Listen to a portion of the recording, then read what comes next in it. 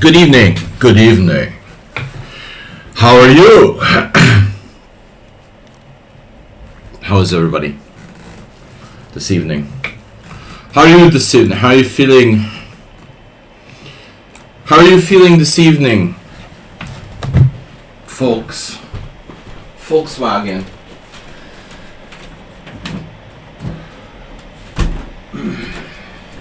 Alright, analysis stream Thursday. Sorry, we're a little bit late, guys. Nature and nurture. And I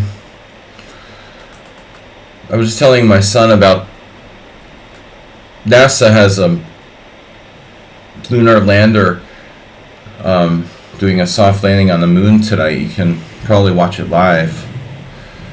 I think around 5:30 p.m. Eastern time.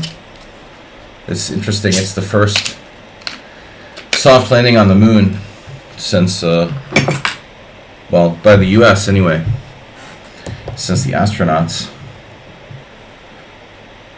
NASA's on Twitch. Okay, that's cool. But don't leave my channel. If you must watch NASA, leave both channels open. Alright, so, hello AI. Okay, Ponda, you look like you're leaning a little bit, and your face is dented. Alright, good. Good. Ready to go. Analysis stream Thursday. Guys, tomorrow, Friday, Blitz stream, Sunday, classic simul stream, and then next week I have a sabbatical of 1 week. Mr. Slow, thanks for resubscribing for tier 1, 53 months.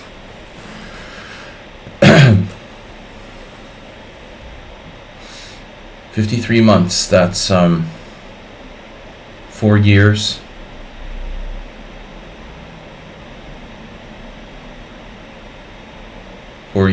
And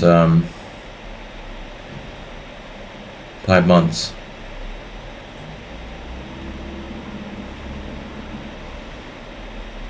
That seems like just yesterday that Mr. Slow started subscribing. Alright. I was in the States. That's why I remember. That's when I left. Mr. Slow started subscribing to my stream right before the last time I was in the States. It's literally been 4.5 years. Oh my god. Alright guys, tournament starting Monday. We're almost to our... Yeah, that's a while ago. Although I have to say that like time seems to go faster than it used to. I keep repeating this, but it's like COVID, getting older, various wars and whatnot. Seems like a lifetime ago, but it really wasn't that long, is the point. You know, time is tricky. But anyway, alright. We're at 466 on our 500 goal. Tournament starting Monday. I'm doing analysis stream today. Getting older is not funny. It's not funny. Alright. My first game is Velimirovich with black. Second game is Prism. Third game is Morales. Fourth game is Muleskinner. Fifth game is some Uber driver. And the sixth game is Richard. A lot of Richards around here. F it off. On time is late. Early's on time. On time is late, and late is inexcusable. You're late. But I'm late, so I'll let it slide. Nefedov. The game to analyze, please. The drawing idea. I can't wait to see the drawing idea in London.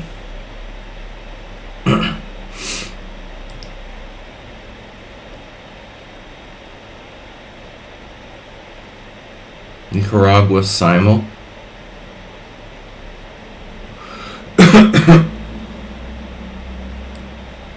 The heck is a Nicaragua simul? I don't want to know. Alright. Study. My studies. They probably have tournaments in the prisons in Nicaragua with drug prizes. Alright. Add a new chapter here. Kilo for first. Nicaragua simul. Alright, are we missing anybody? Velimirovich, Geo Prism, Morales, Neil Skinner, Uber Driver, Richard Smith. Yeah, we're missing Acerbate. How did that happen? Acerbate, I thought I put you in there. Did you not submit a game?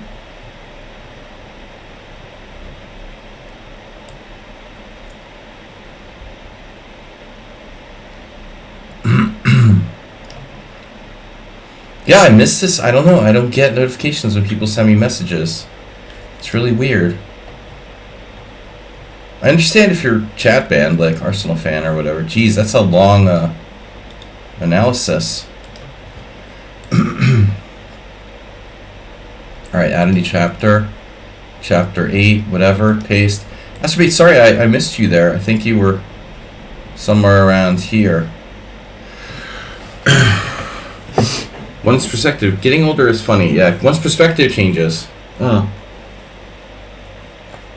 I don't think it's like necessarily. I think it's again. It's like getting older doesn't make you get worse at chess. It's not the actual age of the player. It's the having too many responsibilities. If you don't work and you just hang out in cafe all day and drink coffee and talk to your friends, time probably goes relatively slowly, you know. It just depends on your lifestyle. If you're working all the time, then time goes really fast. That's really, I think, the determining factor. Terminating. All right, our first game is Mr. Slow. Guys, don't forget to gift a subscription this week. Why are we on a new week? Today's Thursday. Oh, I was thinking it was Sunday. Okay. So we ran out of Kurt Richter games, so we're on to Velimirovich now. Another famed attacking player. Yesterday I had what was a Scotch. Well, it was called Scotch Gambit. Does that seem right? I had a Scotch Gambit. That was like one of Velimirovich's sort of favorites. Scotch or Goring Gambit. I'm not sure I like fully understand really the difference. They're basically the same. Maybe the move order is a little different, but yeah, Velimirovich was alive until relatively recently. You know, I think he died in the 2010s. Last we checked. But a famed attacking player from Serbia. The Velimirovich system against the Sicilian famed sacrificial sort of line with bishop c4 in the classical Sicilian. But anyway, this is a game submitted for Mr. Slow, and Velimirovich is black. Now I've noticed that the Yugoslav players, they tended to be big fans of the King's Indian, and I don't know. Recently, we saw a Libojevic game, where Libojevic was playing like the Benoni, right?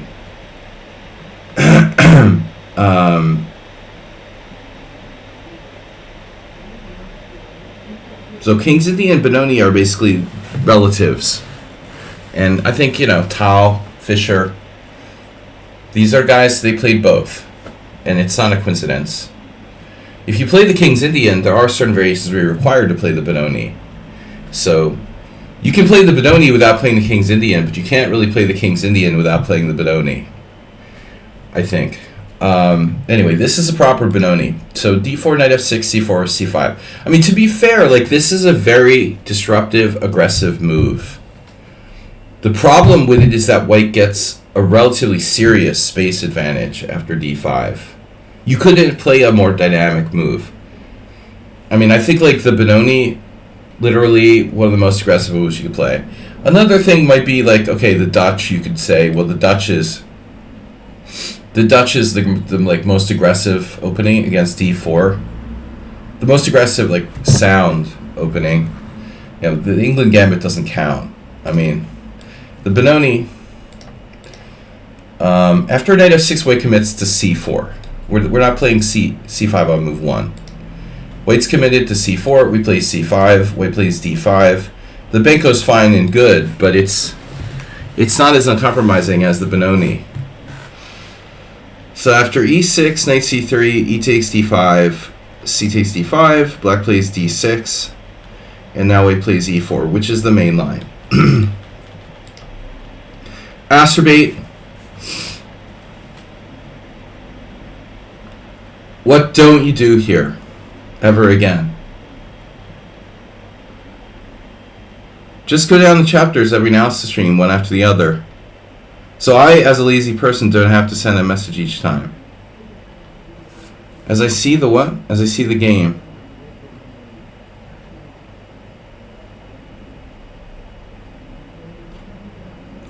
Did I miss something?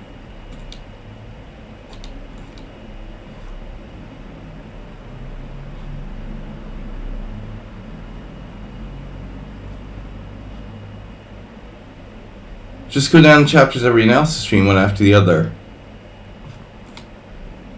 Okay. We can continue. Okay. I get the message. But we're on the right first game. I just want to clarify. So, ask me, what are you not supposed to do in this position? You're not supposed to play bishop e7. I just want to remind Acerbate, because sometimes he goes off and he starts doing this. So just don't, okay? The diagonal is important. g6, and now bishop d3.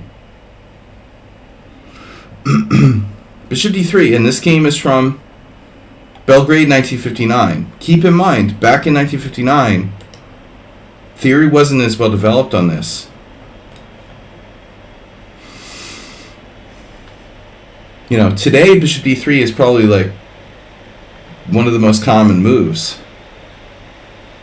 along with h3.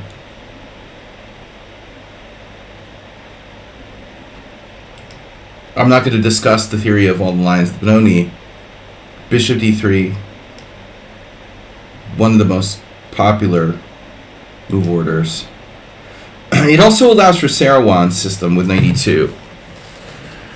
So there's two possible ways for white to develop after bishop d3, maybe even more. But primarily the main thing is, like, will he put the knight on f3, or will he play knight in e2? And so what he does is, this player I don't know, by the way, Lubosavljevic, I don't know. I'm going to guess they're like an FM or IM or something, but not a GM. Bishop g7, and now today mostly we would see h3. There's nothing wrong with the move played in the game, knight on gd2. And Yasser, I don't know who Yasser was inspired by, but Saruhan has religiously played this system like all his life.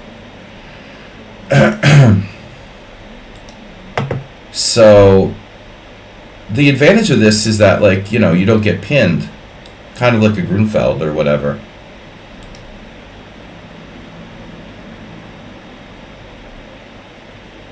I've never played this line with white. I mean, I think the main thing is you've got a little bit of a same-ish kind of character to it. You have a powerful pawn chain. Here, it's very hard to break up the black or the white pawn chain at e4. How do you break the pawn chain? You know, you play f5, but f5 is very risky.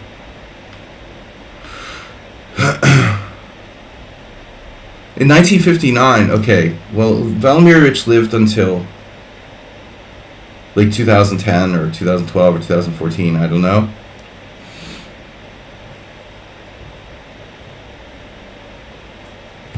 But he did become a grandmaster, and titles were hard to get back in those days. His opponent, however, I'm certain never became a GM. Castles, bishop g5. Now, you know, this was uncharacteristic for this variation. White normally castles kingside, and I guess like awaits development.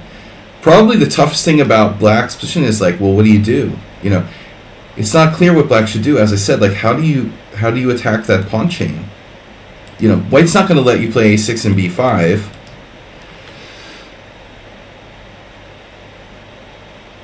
The e4 pawn is well protected, and if you try to go for f5, white can meet you with f4. They could possibly take on f5. You have a weak square on e6. It's not that easy. So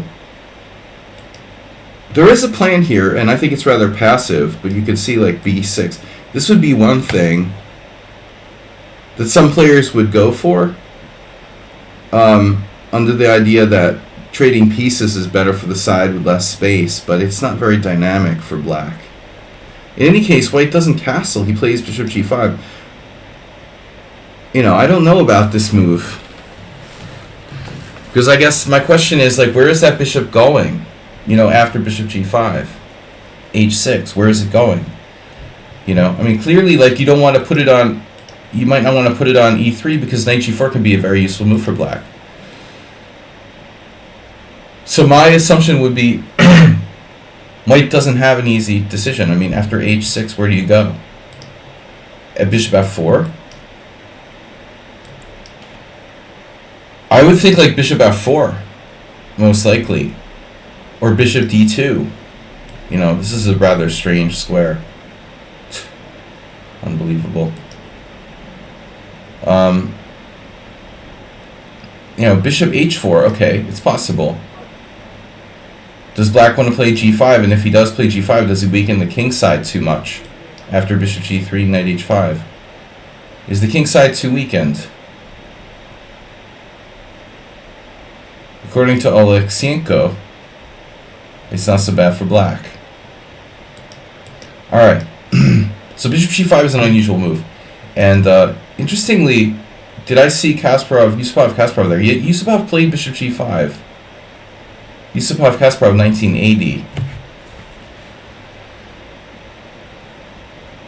You know, did Kasparov play h6?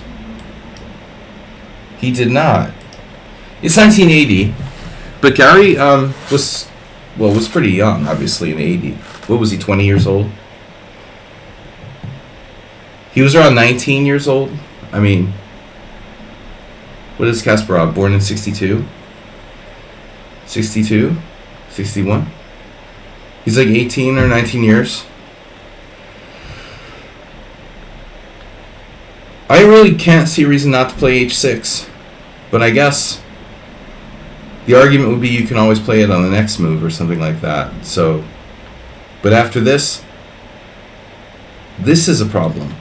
You know, what are we doing with our bishop on c8?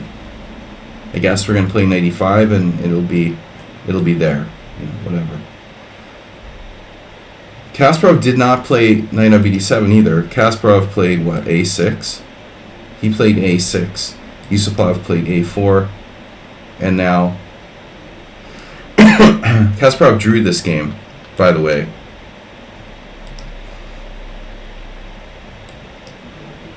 Playing knight on bd7. Yusupov with knight g3. So this feels like a same-ish King's Indian. Now Gary played h6. Yusupov played bishop 4. The never again was this exact position repeated. Kasparov finding this with the idea of knight e5. Alright, anyway. I think it's most natural to play a6 or h6. Velimirovich plays knight bd7. He doesn't commit to a pawn move. White now plays f4. Dude, this is like really psycho, you know, the way that white is playing this.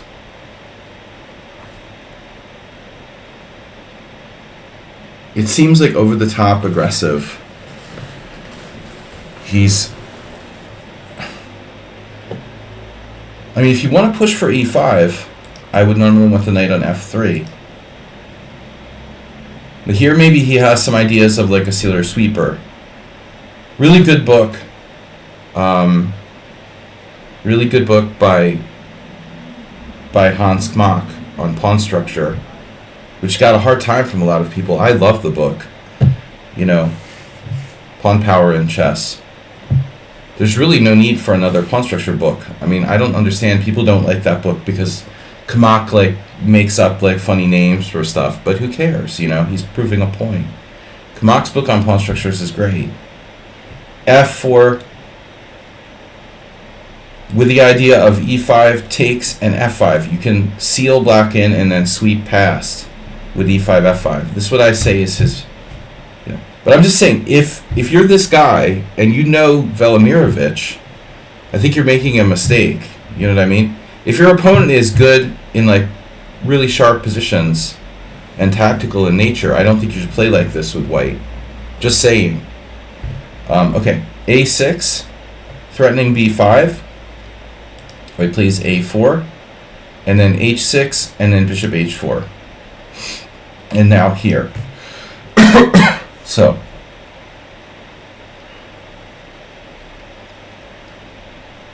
Well, I mean, this idea is very well known in the Najdorf. This is not a Najdorf, but it feels like one. You know, kind of similar in a way. We've got the c5 pawn, we've got the a6 pawn.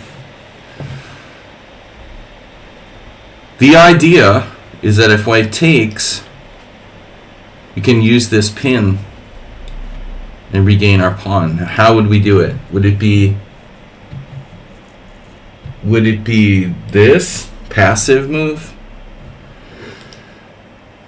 Or the more aggressive sort of knight g4 coming in here? Well, we're going to find out. So white takes the challenge with pawn takes pawn, but I don't think he has to.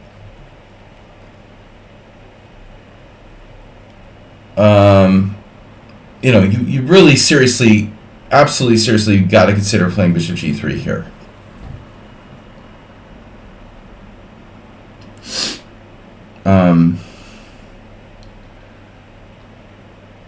If you played bishop g3, what would black do?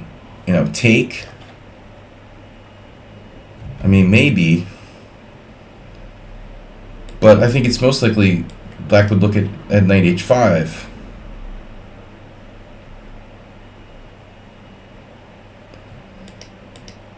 So he takes, black plays this. Now, the only thing that gives me pause here is the fact that knight is unprotected momentarily.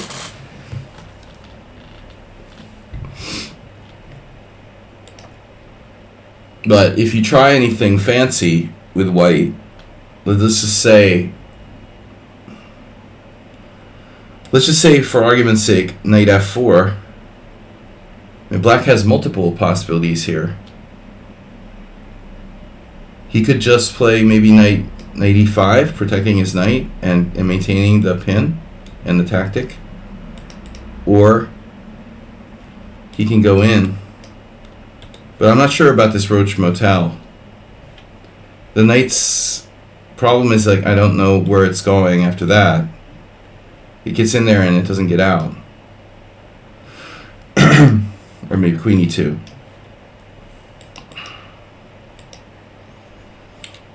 So black plays knight g4, white plays queen d2. And I'm going to tell you guys this, and you're going to listen and you're going to trust. Never castle queenside into Benoni, okay?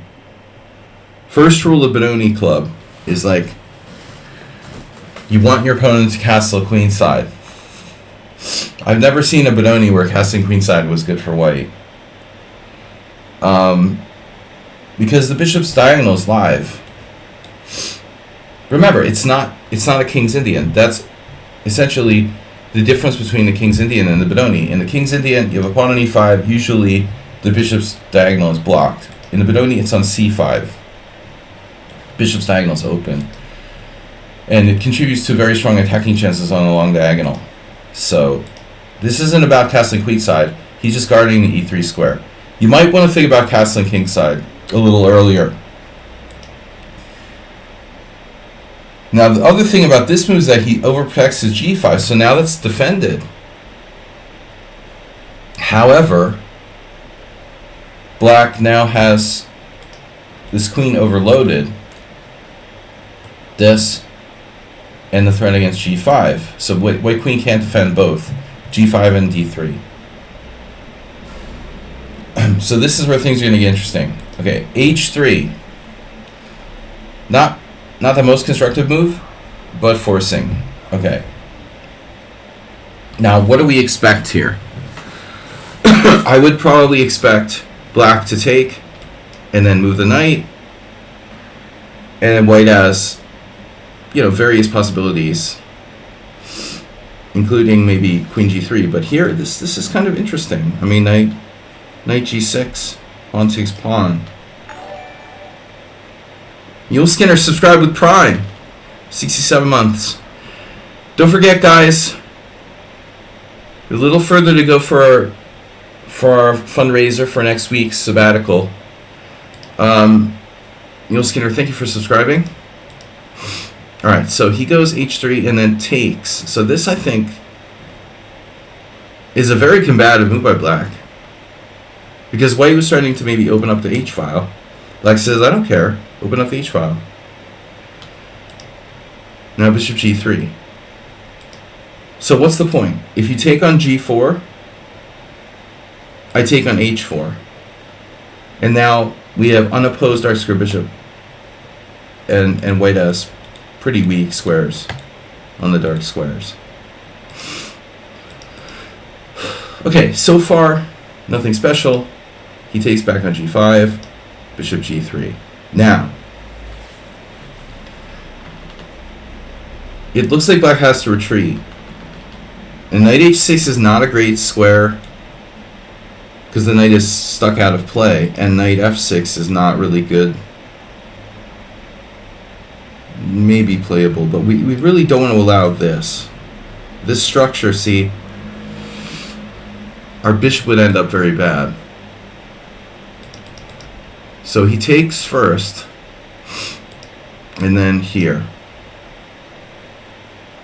And now, like, okay, what what exactly are we doing now with white here? If we move our queen, there's this somewhat annoying move in some cases. Like if you go here, maybe not right away, but at some point the knight can go there. The other thing is f5. And frankly, if you get something like this going on, I mean, these bishops are starting to look really powerful. So, and there's a backwardness to the f-file here. So white would like to stop that somehow. He decides to give up his archbishop.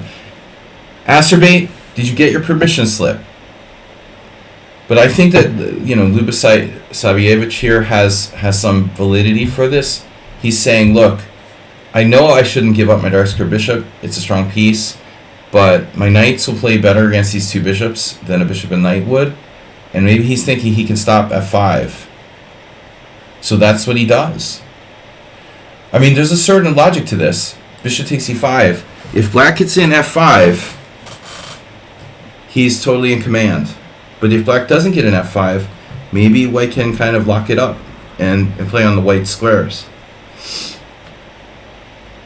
So there's two possibilities. Knight g3, controlling f5 in that way, and the move played in the game. Actually, there's more than two possibilities. You could also freaking castle. Have you ever heard of castling? This must be the guy that Schumacher learned from. No, seriously. Is this that bad for black? I would have to say that black is probably okay here. I mean, white is probably okay here. My other black. Black is okay, but I think white is okay too, you know. Why doesn't this guy freaking castle? He castles next move after playing g4. But I mean, do we really need to play g4 and castle? I mean, is he afraid of like g4 for black? It's not such a big deal, you know. Okay, fine. Takes, but that pawn on g2 might come in handy at some point. On the other hand, you know, if this happens, king g7 and rook h8, things could get hot on the h-file. So he decides to play g4. The case for this would be to prevent black from playing g4 and the white squares. All right, bishop d7, castles kingside. Uh-oh. So now we have to ask a question on the queen side. Should we have played a5? Play a5, black's going to play b5 anyway. Takes and queen takes.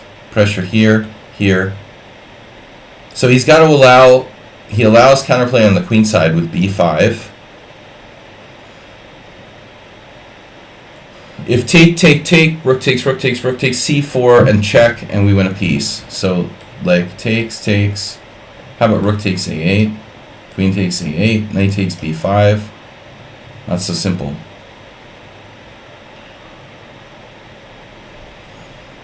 Velmirich has compensation for the sacrificed pawn, but I'm not certain. It's over here necessarily. No, it is. Queen a6. Ooh, it is over. It's directly over. Wow. All right, I missed that. So we cannot try to win a pawn. And now white... Well, it looks like white's going to go down in flames here. You got to play resolutely. The first thing white should do is probably put his king on a light square. Like g2 or something. So nothing bad happens. On the dark square. And he plays this. This move is kind of sad. Defending this, I would imagine there's some sort of maneuver he'll hope to get in later. Black plays king g7. And now king g2, possibly supporting knight g3, knight f5. Black plays rook b8. What about the a file? This would be a good moment to open the a file for white. This is really the perfect moment because there's no black rook on the a file. White's clearly worse, but you know, I think why not? Instead he played a5. And the thing about that move, that looks like this pawn might go. Oh, you like bishop takes b5. Oh man, you're serious. Wow.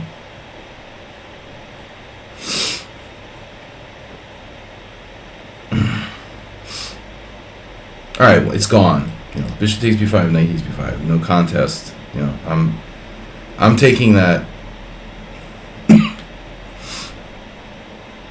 I admit that black is better here, you know, but is he winning?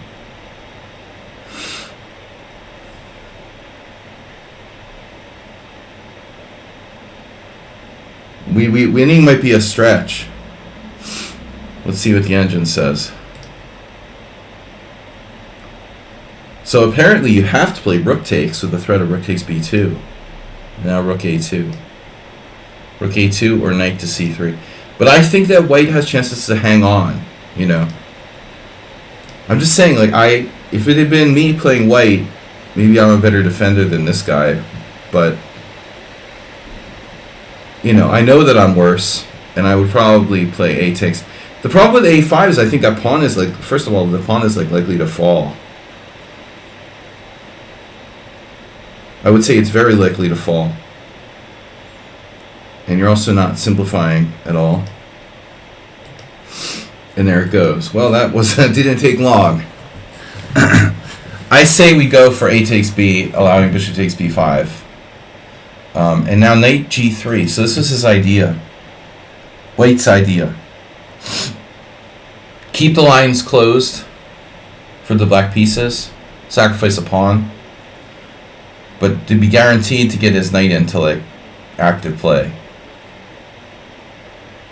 And like here, I mean, you know, honestly, Velimirovich could definitely take that. This is an option. It's not an option an attacking player like who loves to play the King's Indian would want to play. But frankly, I think that black is winning in this position. You know, you give up the bishop, you maintain this kind of like powerful chain on the dark squares. And barring e5, I don't think that white can really claim they have enough compensation for being down a pawn. I could see why Velimirovich maybe didn't want to do that. So he plays f6. He wants to keep his King's Indian bishop or whatever, but now he has the option to give up the other bishop. That one is also active, right? So the dude doesn't give up either bishop. He's hardcore, man. You know, I don't know what computer would do here. It wants to take.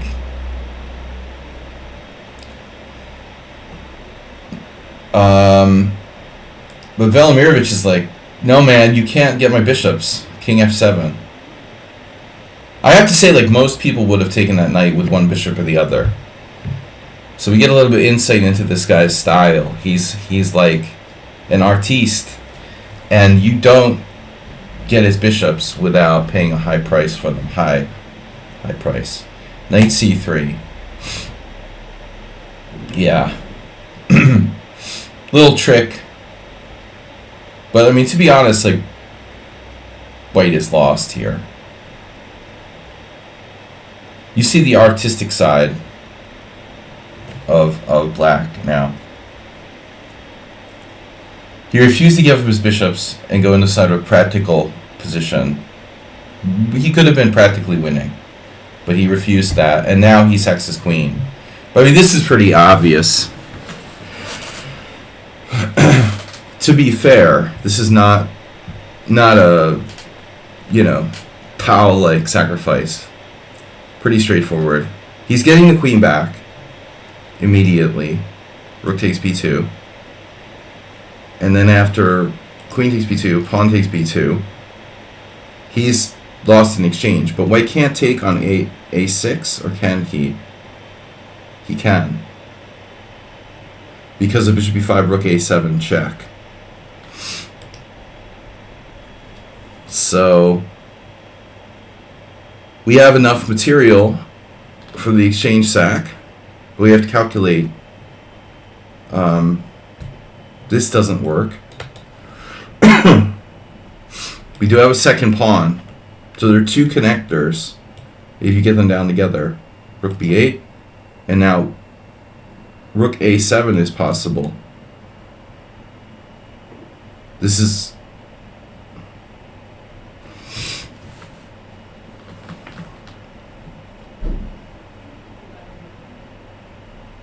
I'm a little bit confused here on rook a7.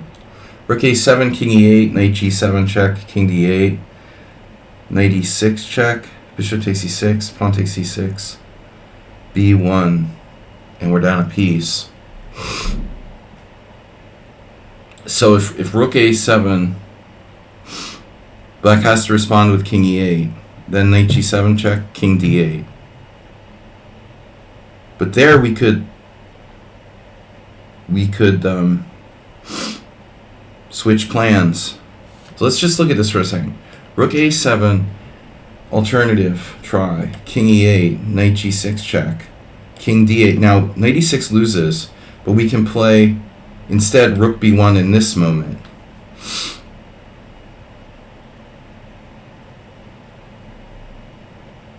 And I'm just wondering if there's some sort of hope here for black to save the game.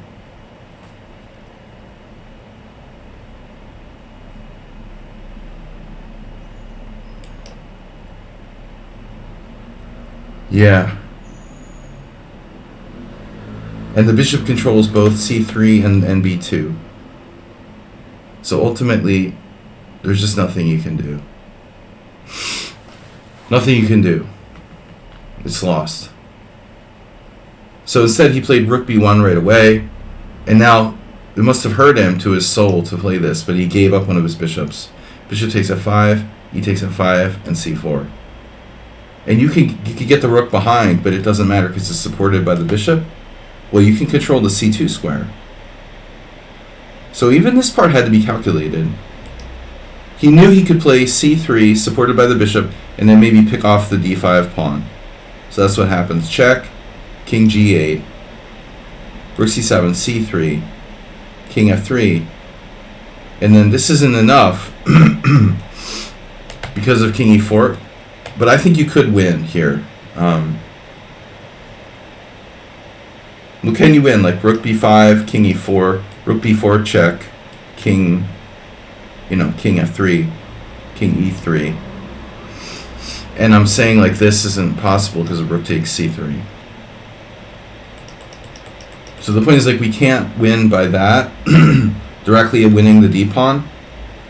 So he had figured out that he could go here. And this is the final blow. If only white's king were closer, one square closer.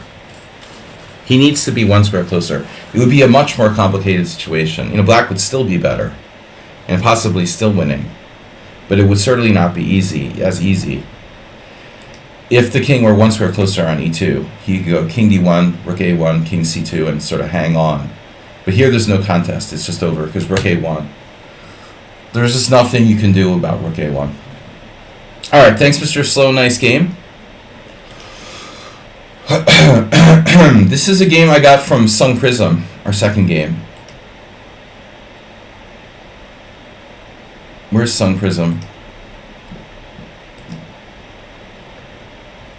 I just want to verify what color he was here.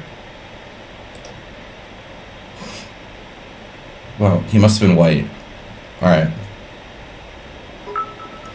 I'm going to say he was white.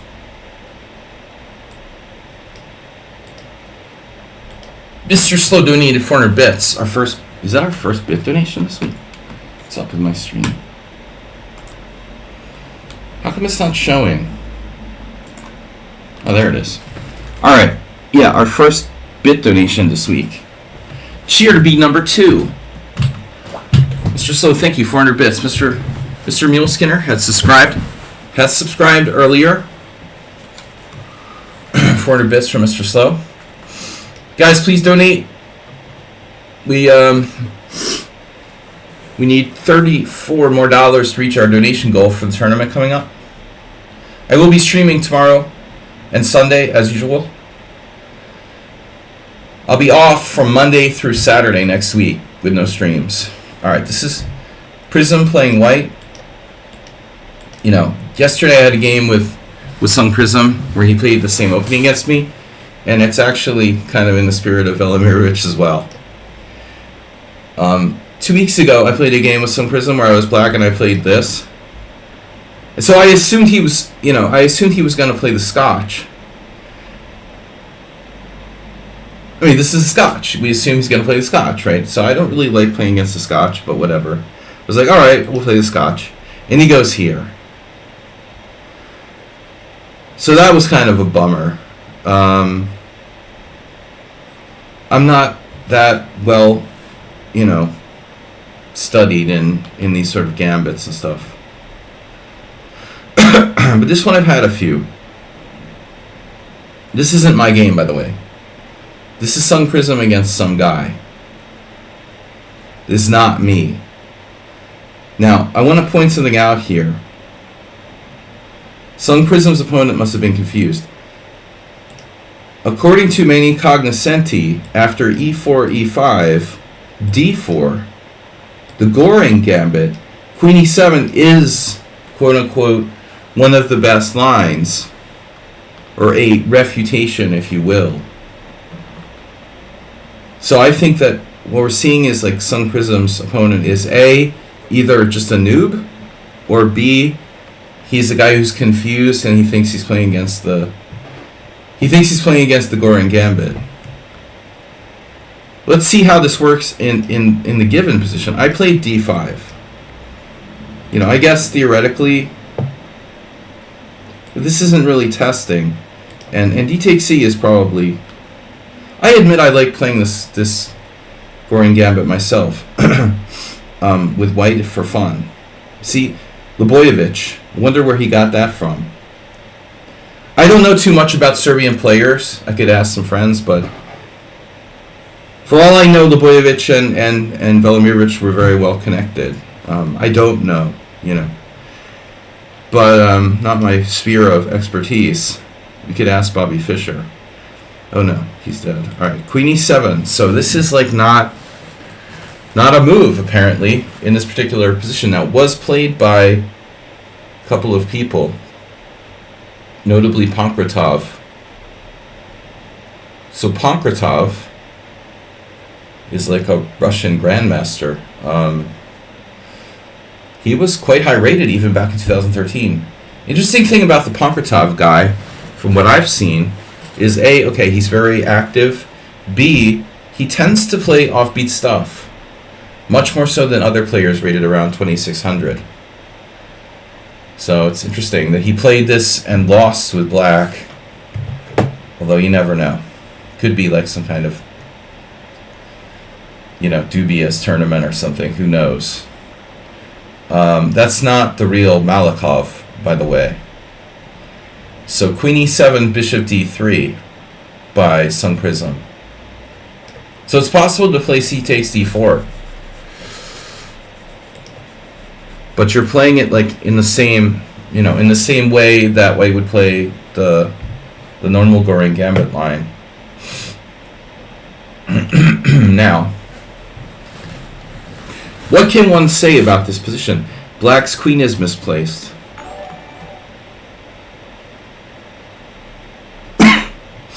I do have a little cold, guys. I hope it doesn't get worse. Mr. Sloan just tipped $14. We are up to $4.80. $20 to go. Thank you, Mr. Slow. No, it's not a serious cold. I'm optimistic. We're not going to get sick. Just a little standard cold. But I want to be in good health for the tournament next week, is the point. Yeah, how do you justify having the queen on e7? Open position here. I think it's really a big difference. Here, here, here, here, here, here. This is a little more disruptive. White is one less move closer to like castling. After bishop d3, black has d5. If we compare this to the game, let's see. c3, queen e7, bishop d3.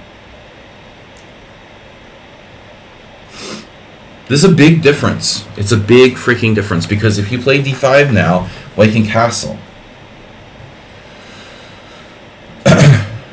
Notice how important that really is. The same move that would work in the other variation now is just met by like, bloop, have a nice day, and we're playing rook e1. It's a world of difference, really,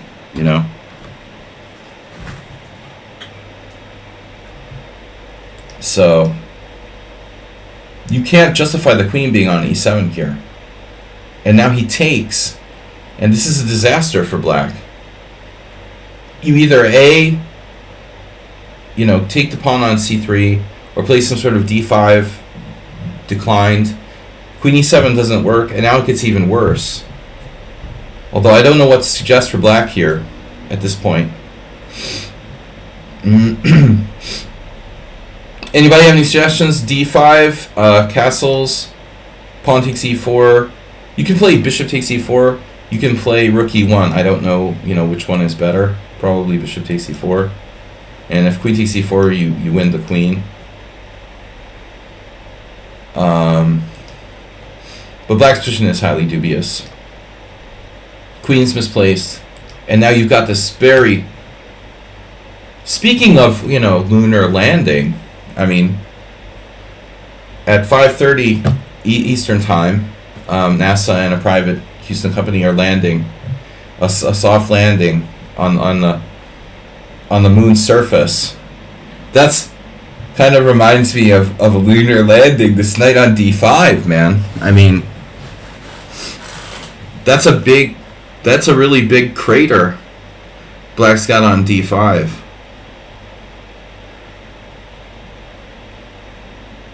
So he plays d6. I mean, you can't really stop it. If knight f6, you castle, and then you're going to blast him with either e5 or knight d5.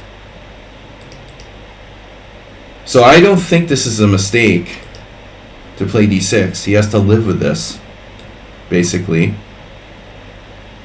Now it's tempting to play here, and I don't think it's a mistake, but I also don't think your move's a mistake. There's no rush. His queen is misplaced. Why should you rush to force him to correct his mistake, you know? So now black has to, you know, hang on somehow in an unpleasant, a very unpleasant position. I think white is clearly better. It would really take like a computer to defend this for black. So it's funny. I had a game yesterday in some sort of weird similar structure with white, where my opponent had played a6 and I was trying to sack on a6. He was castled queenside. But you know, classic situation. This is not a solution, really. You know, it's your good bishop. You don't really want to trade it off. You know, so it's basically kind of a bluff. His kingside still bottled up, and castling queenside might actually be, you know, I would say castling queenside might actually be worse than not castling at all for black. So I would say if black really wants to hang on in this type of position, I don't know. It looks tough, but I'm going to argue for like queen d8 or something.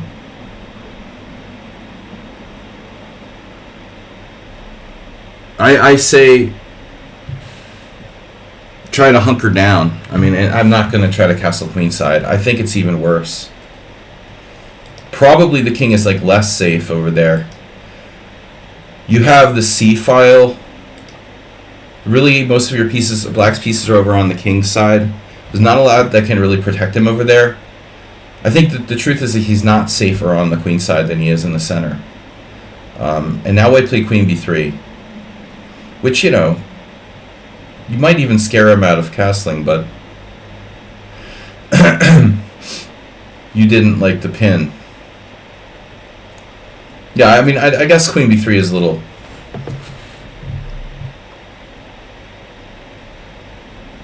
one of the fancier options available here to white.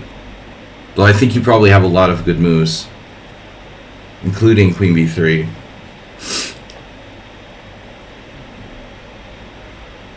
And I don't know, I mean, rook b8. The guy seriously wishes he hadn't played bishop g4. But I don't think he can really repair all of his problems, or, you know, address all of his problems. So bishop takes f3, by the way. You just take on b7. So that's nothing. He castles queenside, and then knight g5. This was a surprise for me. I was like focused over here. So I wasn't sure what you would do. I mean, knight d5 is always a good move. This has to be a good move.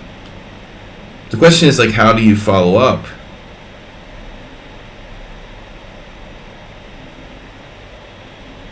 I mean, this is an interesting move, because with knight g5, you're taking away this square from the black queen. It's not just about attacking f7. He might want to use that square. Now the black queen will probably, you know, where's he going to go?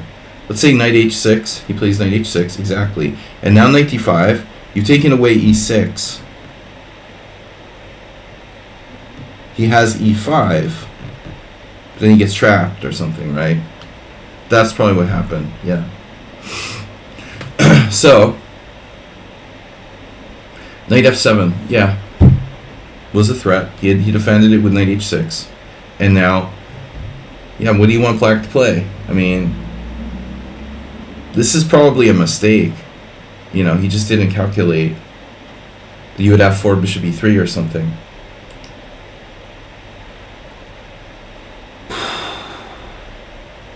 I mean, I think that black is objectively lost here. Or close to lost if he's not lost. But what about the other squares? He has to, yeah. He has to try queen e8, apparently. It's still awful for black. Objectively lost. You have such a strong attack on the queen side. It's just crazy. You know, rook c1 down here. Just a massive attack for white. Bishop b5. All sorts of threats. But yeah, this kind of compounded it. So this is the end. I mean, the queen is like losing time now.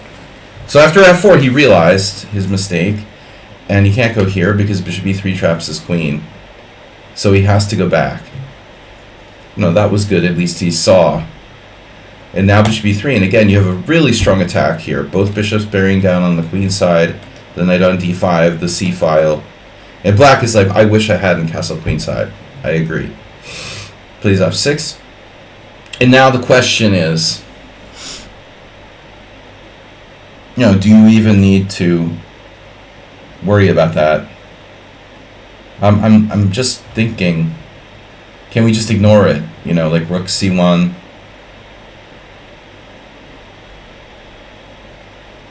There is a small chance black can escape. You know, if you start attacking him, he could get out, you know, on the diagonal. Like he could bail out with king d7. Start sacrificing all your pieces or something. There's rook c1 and bishop takes a7. There's bishop b5. But unfortunately, like, your b pawn is blocked. You can't use your b pawn. You can play a4, a5, a6. That's another attacking motif. But you played rook a c1. You know, so I think in a vacuum, white should probably play knight f3. And you're winning. Maybe he has some counterplay with like f5 at some point. But this rook, you could argue, is developed. So, all right, you went rook a c1. Now he takes your piece. Now where's the attack? Where's the killing shot? There's bishop a6, queen b7, bishop a7. I have to say, like, I don't see a crushing, bone snapping move here. I'm missing the chat, guys. I'm missing a lot of chat. I was very lucky. I made a bad sacrifice against Nefedov. You like to play on intuition. Well, everybody has to play on intuition to some degree. And everybody has to play it, you know, using some degree of calculation. You must have had something in mind here.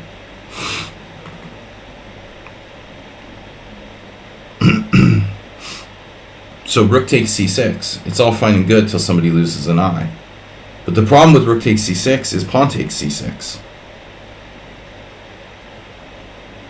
You know. Forcing move.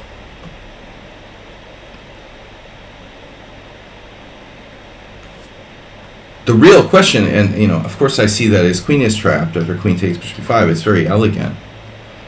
But, and you're threatening mate, but this is the question now.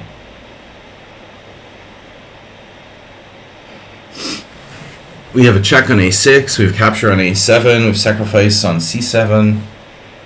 But where is the beef, you know? This is what I was talking about, like evacuation with king d7. Can we finish him off here?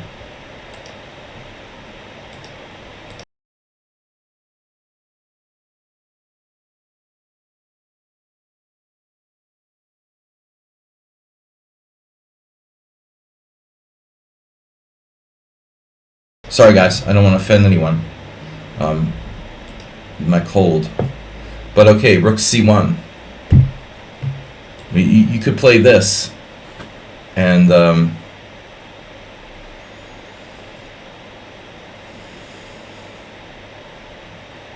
your knight's not really hanging, so to speak. Fedorov suggested rook c1.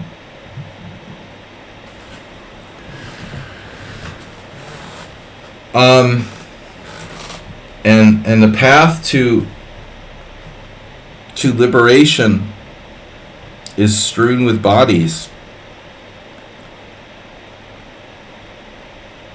It's really hard to get out of there, man. I think it's probably winning for white.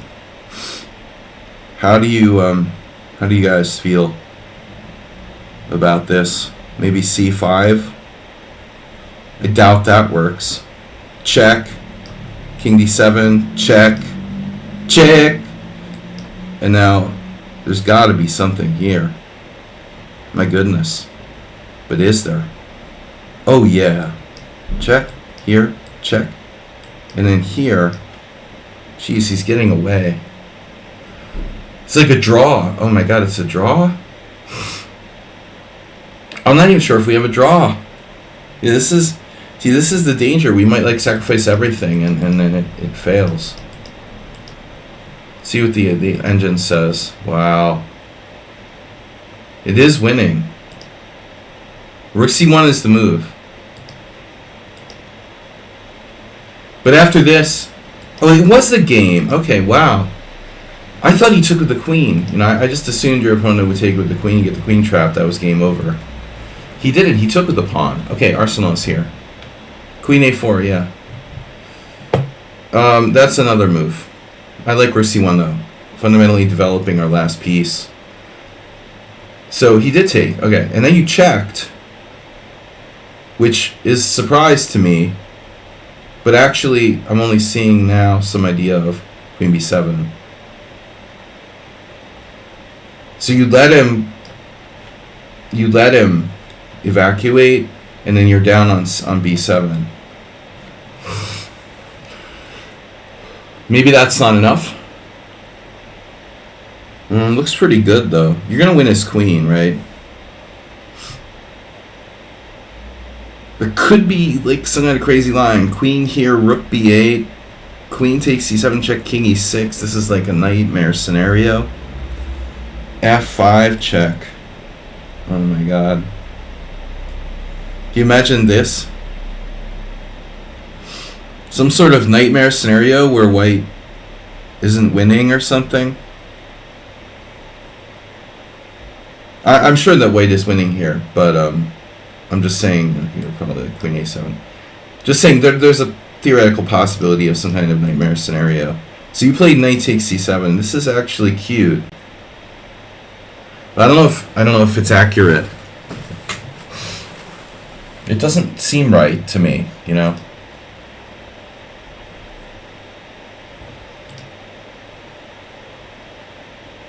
But by the way, like, what happens if queen b7, queen e4?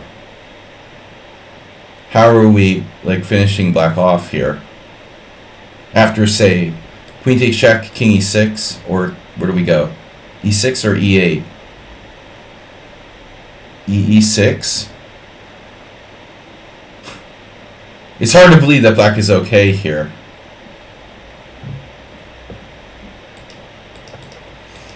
But I mean, the problem with knight takes c7 is that it's not check. You know, this move attacks his queen, but it's not quite as forcing as... I don't think it's quite as forcing as queen b7.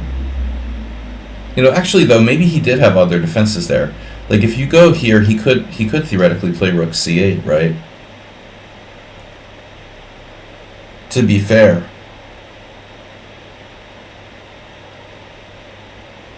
This is a complicated position and it's hard to analyze all the possibilities in a short period of time.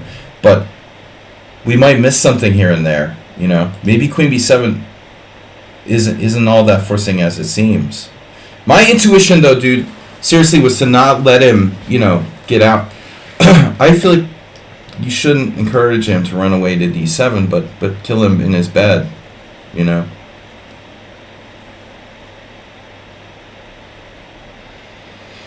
So I'm saying kill him where he stands, not encourage him to go out to d7, but get him while he's hot. So rook c1. Yeah. Yeah, this is actually a little bit inaccurate. Okay. You might be forcing him out into a slightly safer position, ultimately. And now queen f7.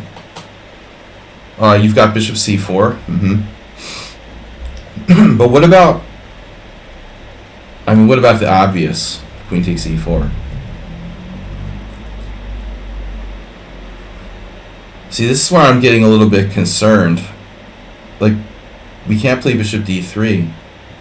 Do we let this thing spiral out of control? You can still just like take on g5 or whatever. And what's the material? I mean, it's funny.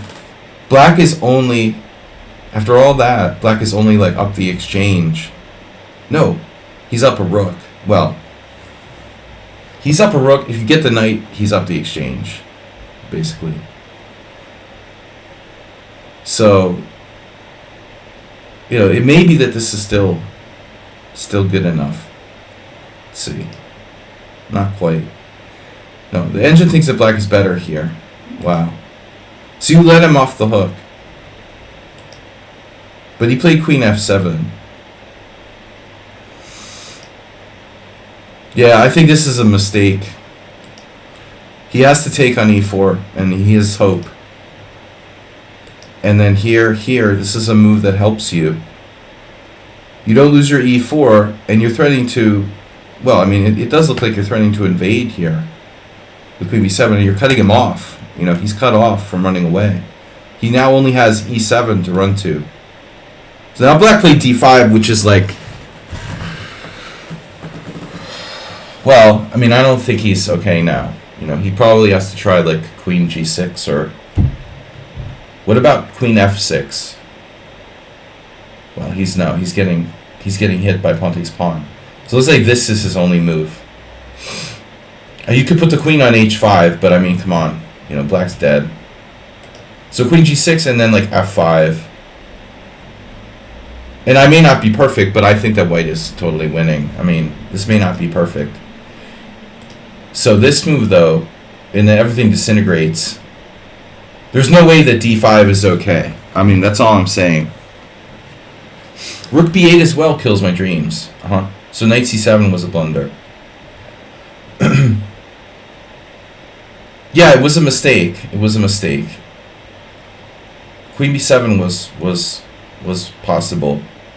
But, you know, honestly, I feel like bishop a6 was going in the wrong direction. Led you astray.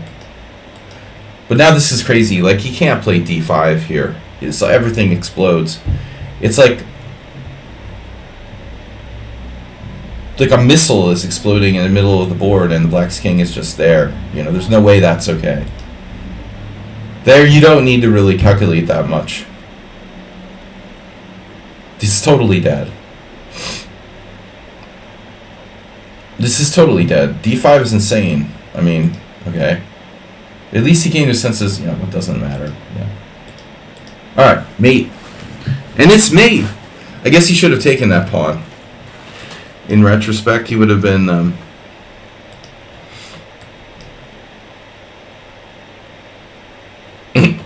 I don't know. It's mate in 2. Mate in something. It's not mate in 1. Anyway. Yeah, okay, coffee house kind of miscalculations, but it was a blitz game, no doubt. Anyway, it was entertaining and a good example of the value of the Goring Gambit. And that's why I declined it against you. You know, I mean, it's like not that easy to deal with. I played the Goring against Arsenal, for example, and you know he played like bishop b4 standard type of grab the pawn and play bishop b4. It's also viable. All right, this is Morales. Morales doesn't like playing against knight f3. Kills the Budapest. He's given up the Budapest. Now, Morales also likes to play, you know, reverse Sicilian, but he doesn't have that. Knight f3 is a really annoying move to face. Would anybody disagree with me? Would anyone disagree with me if I said that knight f3 is the most annoying move for white? Because to play, it kills more fun than any other move. Against the English, you can play e5. You know, you have your openings against e4, you have your opening against d4, but with knight f3, there's no real fun you can have. You know, you can play d5, aiming for a queen pawn game, you play knight f6, you play c5, hoping for a Sicilian. You get a symmetrical English, yawn. Dude, I know. I mean, I came up with the theory that, like, my best hope was to, like, do d6 or something. Michael Rode used to play this.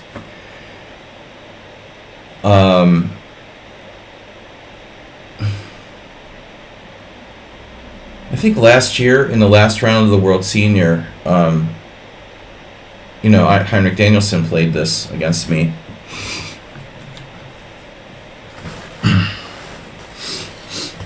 I like h6, Riv HD.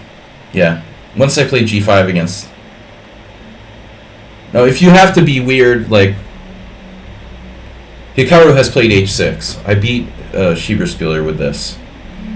No, I mean, this is a move I would play against, like, a WGM or, you know, something like that.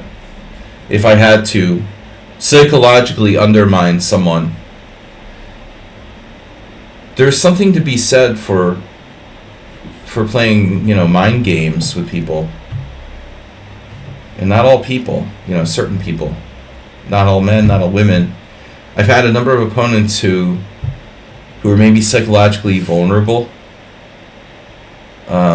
They get, like, tilted if you play something weird against them.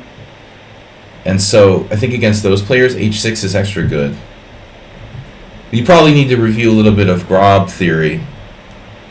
I mean, it's clearly not a good move, but, you know, it's probably better than f6. Here's a guy who played f6 against Hans. Dude, it's bad enough you're playing a computer, but you're playing f6 as well. Bad idea. Alright, anyway. So onward and upward. No, h6 is a good, you know, practical move for blitz rapid. Knight f6, c4, c5, knight c3, knight c6. So Antonio playing... See, when I get to this position with white, I don't even play g3. No, I do. I don't play it anymore because of this. My last games with this were like against Farago Ivan and Noj Gabor. 2 draws with white. I resigned trying to get an advantage on the white side of the Rubinstein English. You know, just forget it. Now, if I'm white, I just play like e3 here. You know, I'll just play e3. Is what it is. Because g3 allows d5. This is the problem. So c takes d5, knight takes d5, bishop g2, and knight c7. Is d5 a thing here? Yeah, well, it can happen by other move orders too. So we could get like c5, c4, knight c6, g3,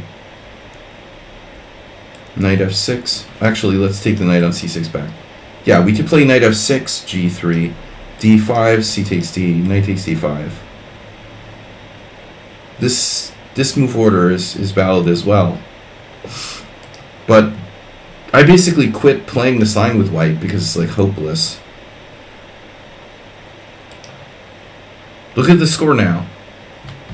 If you insert the move d5, c takes d5. Look. Boop. 26% for white, 26% for black, 48% draws. White doesn't even have plus score in 813 games at this point because the Rubinstein system is so good.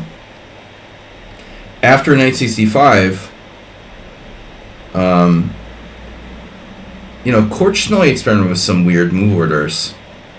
I don't remember when exactly. Like, this can be played in some positions. Bishop g2, best. And this is really the true Rubinstein system. Now, it's basically a Marazzi in reverse, where you're threatening to play e5. What I'm wondering about here, I've seen some people like Arkel. I saw Keith play a game a few years ago here where he played some kind of move order where he was actually like playing e3 and d4 somehow. I don't know exactly what the deal was with the move order. Maybe he played a3? Does this make sense? Like a3. a3 and e3 don't really work together. So if a3 threatening b4, e5, b4. This is interesting. So most people, when faced with a3, turn to g6, and g6 is always a good move against a3 in every opening. Interesting. Okay. So it looks like a3 is white's best shot. And now black turns to g6. And then white plays h4, which is like, okay, come on.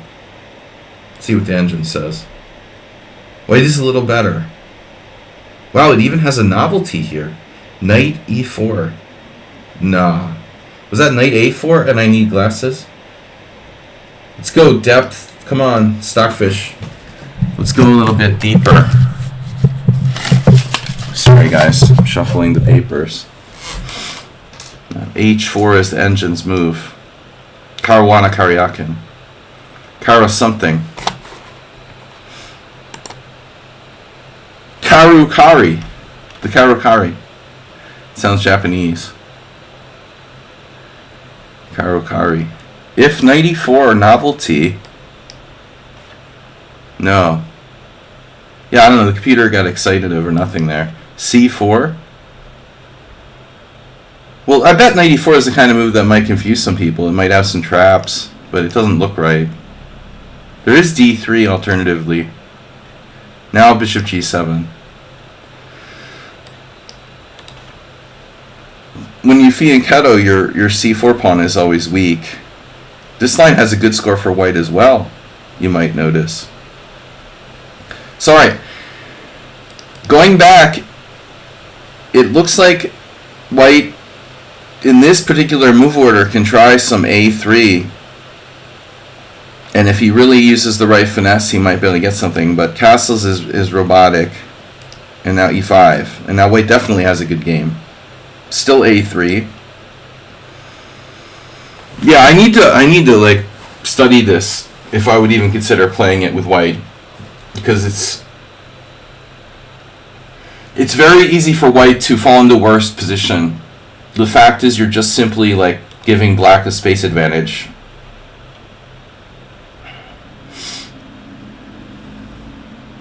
So it turns out rook b8 is a move with a very good score, for example. But I think all of this theory is relatively new since, post 2000 something. I mean, none of this was really that well explored maybe 20 years ago. All of these games, look at this, there are just tons of games. All of the games here, you see nothing prior to 2010.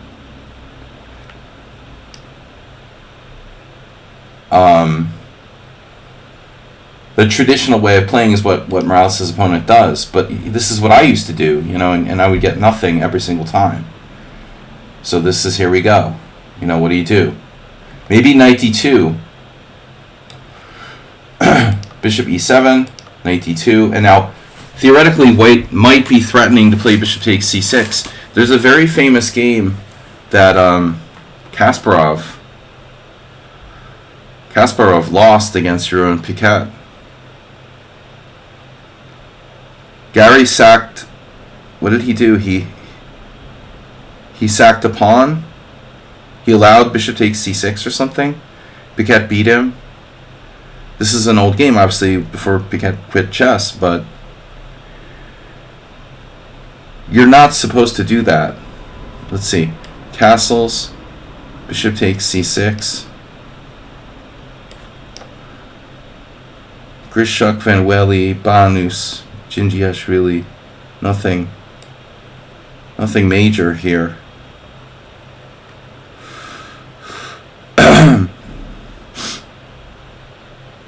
Banus beat Volokitin.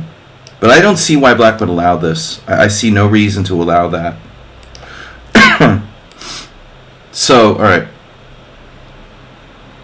Well, maybe I'm thinking of a different move. Okay, I know what I'm thinking of now. Bishop d7. Yeah. So knight c4 and then castles. That's what it was. Bishop takes c6, bishop takes c6, knight takes c5. And bishop e8. And there it is. 2000. See? Kasparov lost with black. You think, oh, well, white's kingside is weak, and he has no light square bishop. And Kasparov's pawn sack is like, let's say black has compensation, but it's still a very complicated position where both sides have chances. I don't know if black should, I don't understand why we need to take this risk, you know. So he has to simply play f6. It's fine for black. I don't understand why we need to sacrifice a pawn here, you know. I played this position with white. I never got anything. Only a draw, you know. White just doesn't have an advantage. And in fact, like down the line, black might be better. You try to do f4. I had this exact game with like, this is my game with Nagy Gabor the last time we played. One of the last times we played. Like, I lost to a Hungarian IM playing G takes F, which is very risky. Bishop takes a safer, but wait, I don't understand how white even has a good score here, to be honest. Peter thinks that white is better. I don't know, man. I don't really understand it. Bishop takes f4, castles, queen b3. Maybe this is good. Knight e6 is just too fast. So that's the idea. f6, f4. You have to play b5. Aha. Can't take on f4 right away. Black has to play b5. Alright, anyway. Well, let's check out Morales' game. Bishop e2, knight e2, threatening bishop takes c6. And this is what happened. So the guy allows, Morales allows him to double his pawns. Takes. I will say one thing, though. You know, Morales, this is a short game, by the way, guys. It's 2+1. It's bullet blitz. If white isn't castled, I think his king is safer on e1. A little safer. I definitely wouldn't allow him to smash the pawns if his king wasn't on g1 with those weaknesses around the king's side. So knight c4, f6, and now f4. No. That's funny. So your opponent just like did the automatic thing you do when you have the bishop still on the board. But he's not supposed to play f4 with no light square bishop on the board. Yes, to consider. I would consider f3. Obviously, he needs to increase his like control of the white squares, not like decrease it. So this is actually a really kind of dangerous move. He's got no way to control those squares with pawns anymore. f4 is a serious mistake. And I mean, I guess, you know, white should put the rook on f2. I'm going to assume, from experience, we want to put our rook on f2. You know, it's not that easy to see exactly how this bishop is. Yeah, you have f5 maybe later, but notice black's bishop's having a little trouble getting into the dark squares. E takes f4.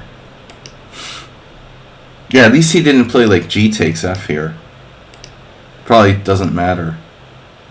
And now knight d5.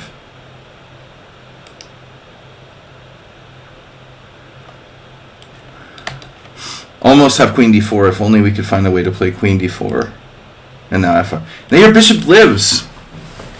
It lives. It's alive. It's the science museum.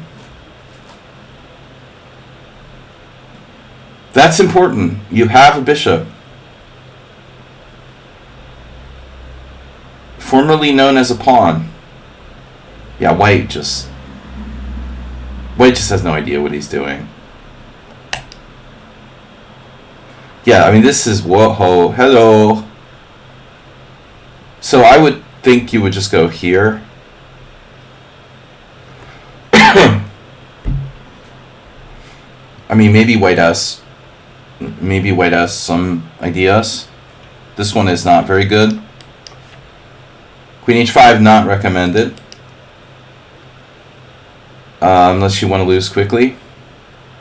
So you didn't do that. You played pawn takes pawn, opening the f file. Yeah, I think this guy doesn't understand when the opponent has two bishops, probably, you know. You don't really want to open the game. And now these knights are pretty nice, but yeah, I mean, I don't think you should have done that. Maybe this is a better move.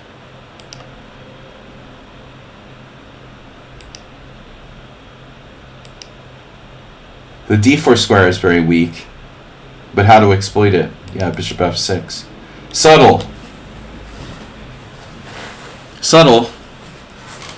And if White takes it,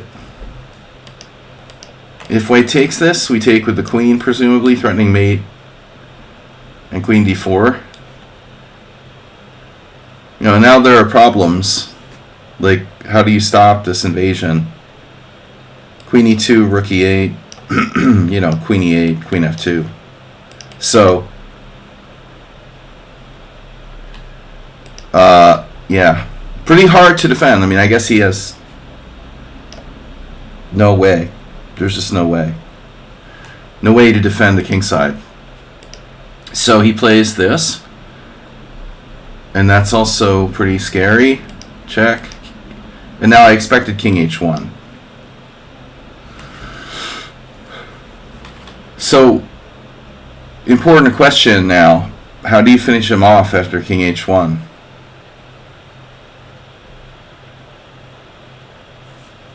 Guys, thanks for your support. We're up to 480. We still don't have a way to finish him off here. Maybe Morales made some minor inaccuracies.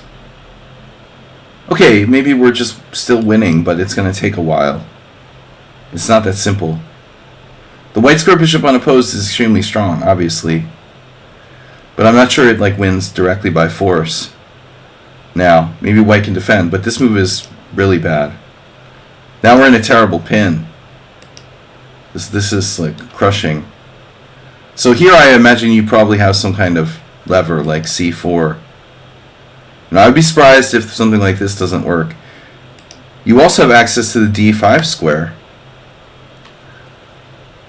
Thanks to that pin. No, I would, yeah.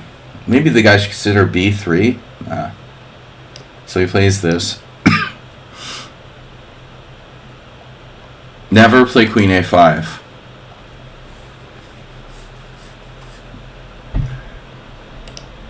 Want to play this. The problem is king h1, ironically, like, tries to take your queen.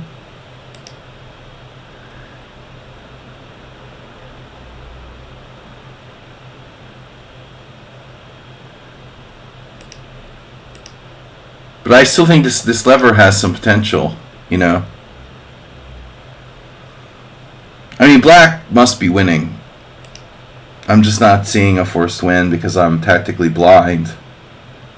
Maybe it's not that easy. Let's see. Yeah, c4 is best. Alright. I feel like your queen is out of play over here, bro. No, you shouldn't have done that. I admit, though, this is pretty powerful. He did stop c4. It's going to be hard to play c4 now. You're going to have to play it as a pawn sacrifice. And then back. Yeah, I admit I made a mistake, okay? So now Morales has to win the game all over again. By the way, I don't know, you didn't spot this square for some reason. It's even more appropriate here. Because you've got ideas of rook f2. I don't understand why he missed queen d5. Oof, and that's it. So it's finally over now. White loses control of f3. Not surprising.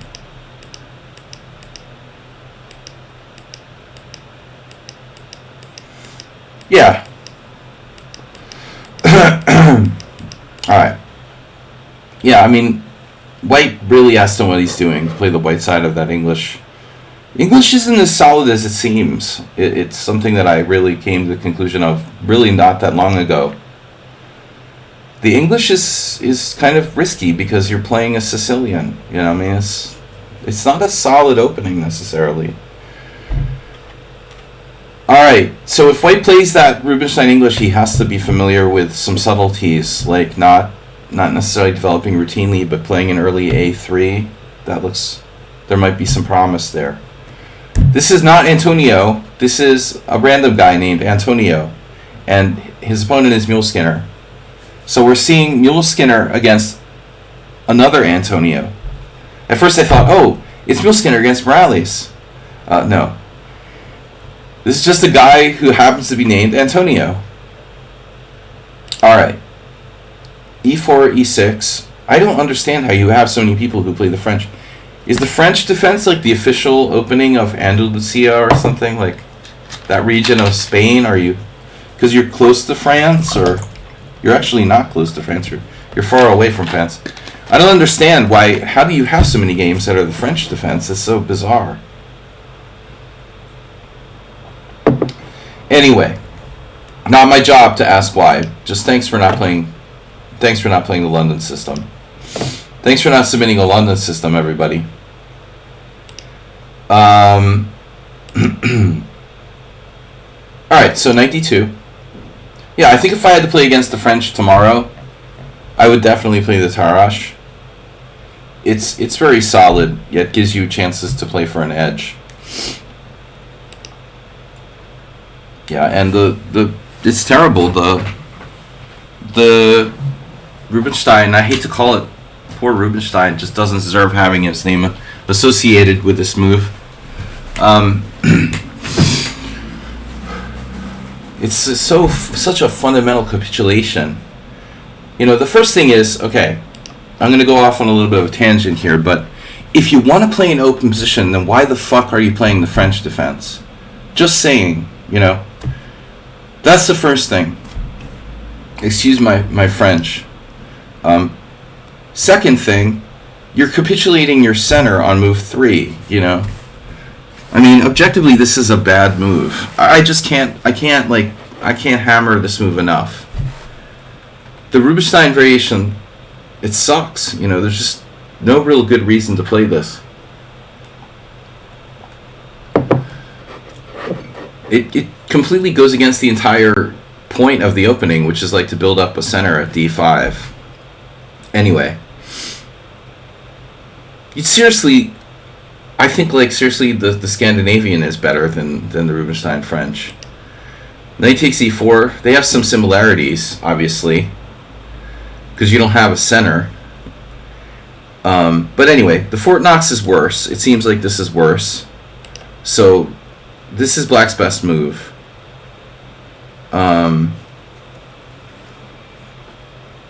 George Meyer approved.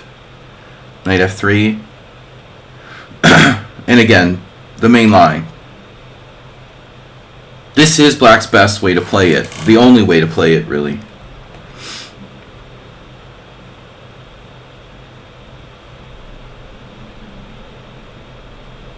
So here, the main line is knight takes f6. You know, it's also possible to play bishop d3. I don't know, you know, which is better. They kind of amount to the same thing. Sadly, it's very hard for White to avoid exchanging pieces. White has a space advantage, so fundamentally, White would like to avoid exchanging pieces. You could play bishop g5.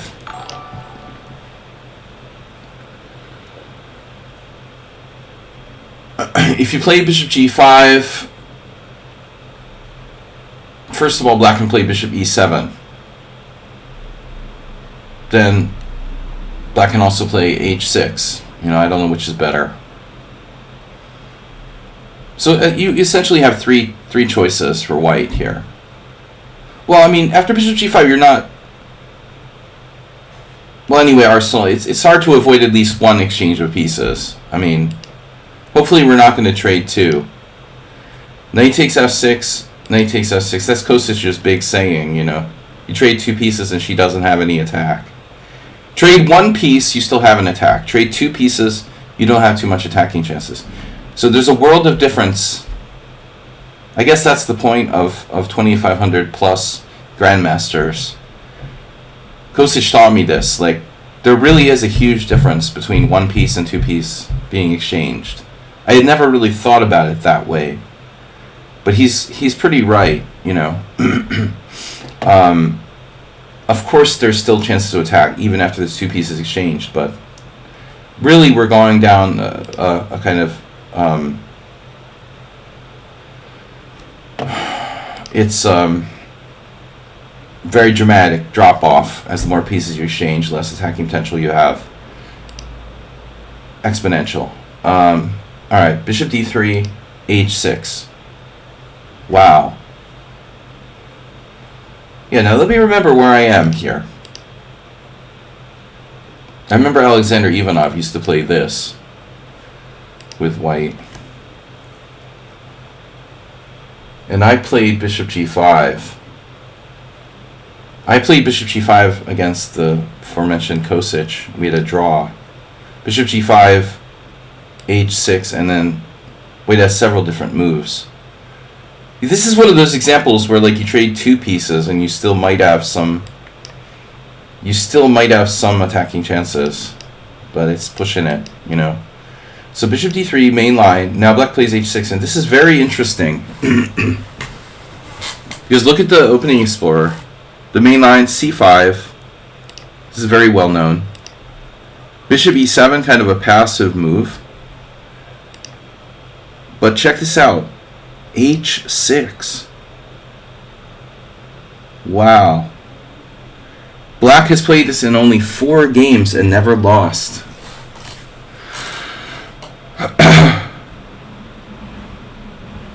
It's passive, it's defensive, it's prophylactic, it's committal, it weakens g6, and it's undefeated.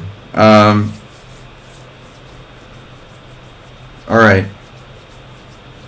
So he's stopping bishop g5. Is it really worth it, you know?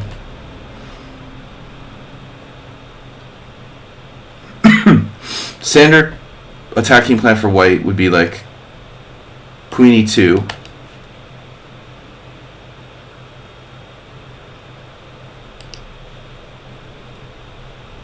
But look at the moves that white played in this position. 3 people played castle kingside, and one player played, what the heck is bishop f4? That's completely random.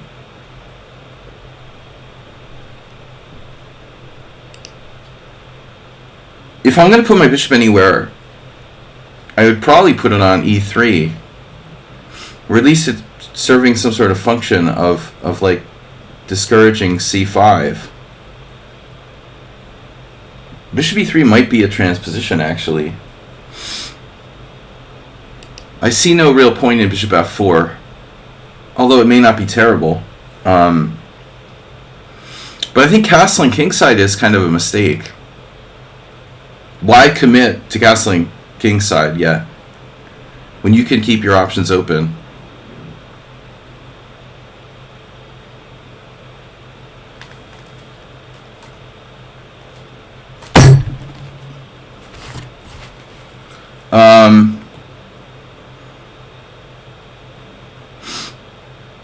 You know, so the standard kind of c3, queen e2, maybe bishop e3, maybe bishop d2.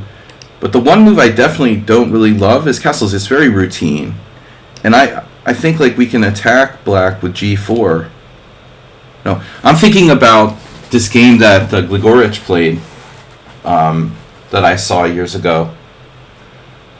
Speaking of attacking Yugoslav players, right?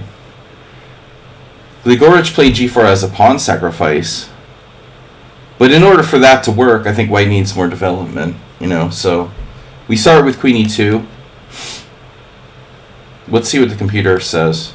Knight e5, wow. Knight e5. Queen e2 is second.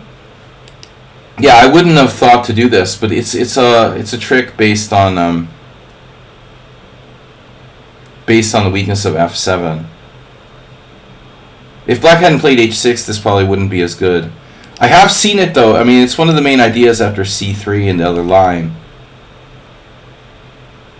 Bishop c1 is almost developed. I agree.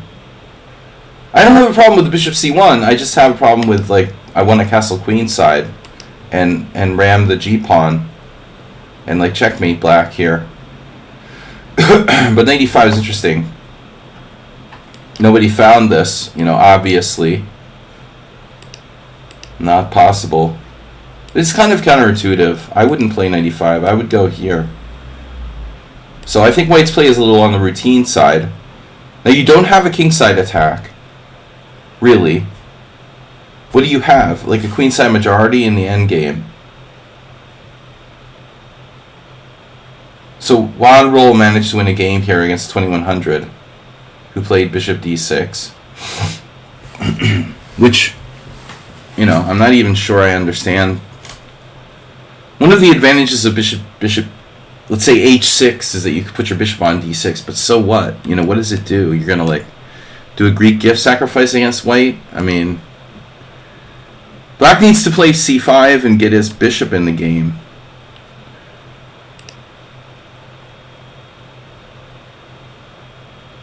So you played the same move that Roll played. Role-playing. Rook e1 is a role-playing game. Well, I like knight e5 Arsenal, but I don't think it's like a developing move the same way that queen e2 is. It's moving the same piece twice. I want to develop my pieces. Queen e2 is a developing move. It's more fundamental than knight e5, I would argue. Rook e1, also fundamental, and now castles. But it's hard to attack when you're both castled on the same side.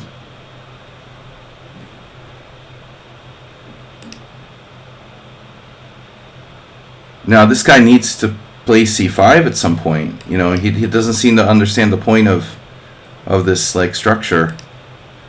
You have a strong center and you're better as long as you have a strong center. If black plays passive enough, white has great position. I mean, that's going to be the moral of the story, right? If he's sitting there moving his rook back and forth, rook e8, rook f8, rook e8, rook f8, okay, white's going to build up an edge here, starting with knight e5. And it's not going to matter, like, which side you're castled on. But, obviously if you're playing Grandmaster in this position, they're not going to screw around with, like, rook e8. I mean, black has to develop the rest of his pieces. So it's either c5, maybe b6, and bishop b7. I need a good reason not to play b6 at this point. I mean, if b6, knight e5, bishop b7, white has attacking chances, but I'm not sure, that it's that bad for black. But this move is horrible, Rook e8. What are you going to do? Play e5? And then bishop c2. Okay, white doesn't have a square to put the bishop yet. And we've got ideas of queen d3. And black plays this. This is unthinkable, It is what it is, It's a disaster. He's retreating his own knight back from f6. And I'm not sure if black's trying to play knight f8 or play c5. But he's just waving the white flag. Queen d3, knight f8. It's like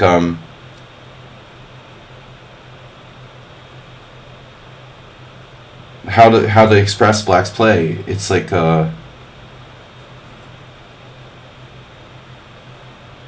it's so passive. It's like a sickness, you know. He has a disease, it's a passive disease. You can't play chess like that.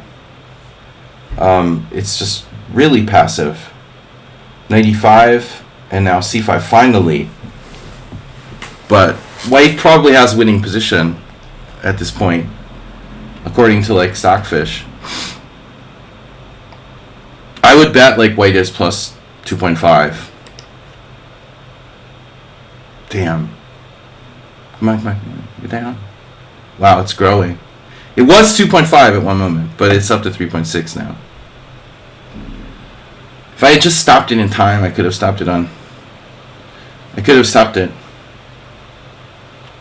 You know, you can't play an open position with that kind of development. Ultimately, it just doesn't matter that your king is on g1 instead of like b1, because your position that you're attacking is so easy here. And then black should play, I guess, bishop takes c5. I don't know.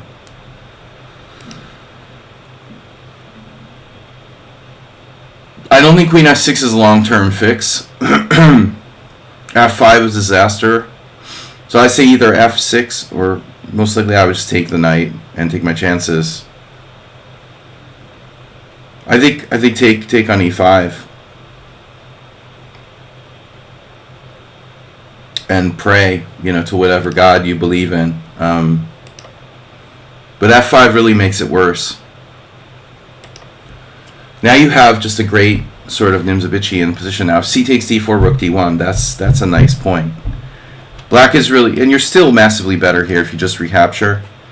But this is a sort of subtlety, you know. Yul Skinner had this in mind probably when he allowed pawn takes d4. Yeah, f5 is very bad.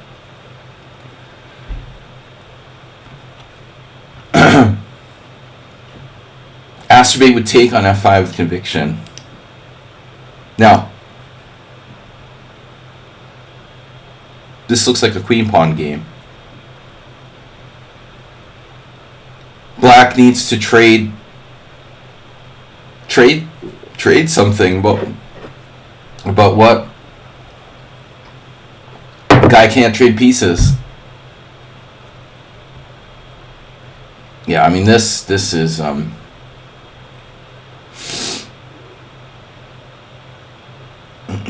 talk about intuition. If g5, I mean, you got to give black credit for trying if he plays that, but I guess rook takes d4 looks pretty good. You know, it's just a temporary piece sacrifice ultimately, and you could double up on the d file. So I suppose there could be some trap,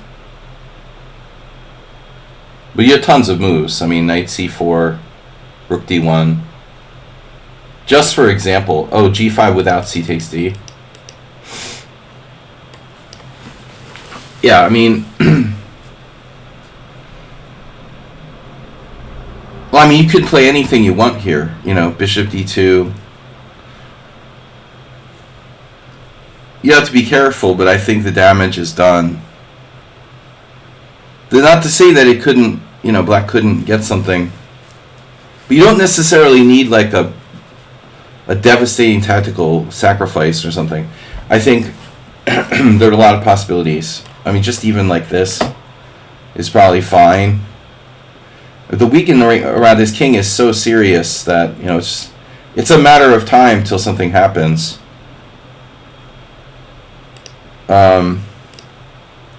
This is really strong though, and this just doesn't help. Bishop c5 doesn't help. But you need to blast him open somehow, you know, ultimately. And so this is gonna take some time. You know, how do we win this position? Queen g3. Queen g3 looks interesting. You've got bishop takes h6. You can meet g5 with maybe h4. But you have to be careful, because your bishop is kind of awkwardly placed. e6 is weak? Well, I wouldn't say that. You know, I wouldn't say it's weak. I would say that it's a positional, like, you know, it could be weak. It's not weak per se, you know, but it's more like it's in the way of everything. Look at his pieces, man. I mean, e6 is weak, all right. It's weak in the sense that it blocks every freaking piece on the board for black. Like, every single piece he has is blocked by that pawn. What the heck is he going to do, you know? It's blocking every single piece he has. It's terrible. It's more of a weakness in terms of, like, reducing the mobility of his pieces. So you have lots of moves here. This would be funny, though. Bishop e3, pawn takes pawn may not be so clear. So you just recaptured. And then he goes there. Mildly annoying move.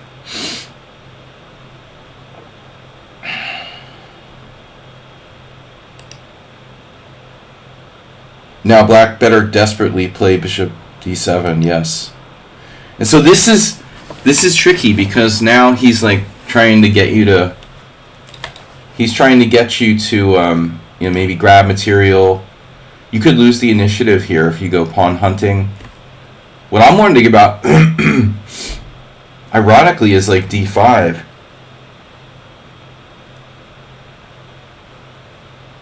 I mean, all of white's pieces are protected. Problem is, like I was talking about, if you do that, he does get access to this square with all of his pieces. So now after like queen takes e5 check, black has a shitload of moves. Here, yeah. It's not so great. It's not clearly so great to play d5. So you made a good move now, queen b3. And then this is hanging. Yeah, that's a really nice idea. He can't protect both his bishop and the f5 pawn. Wow, so he found a counter-attacking move here. Bishop e5. Mr. Tactical.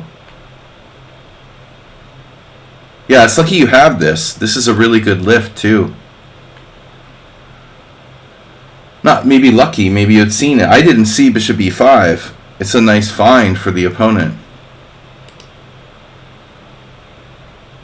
I mean, obviously you could interpose your bishop if you want to.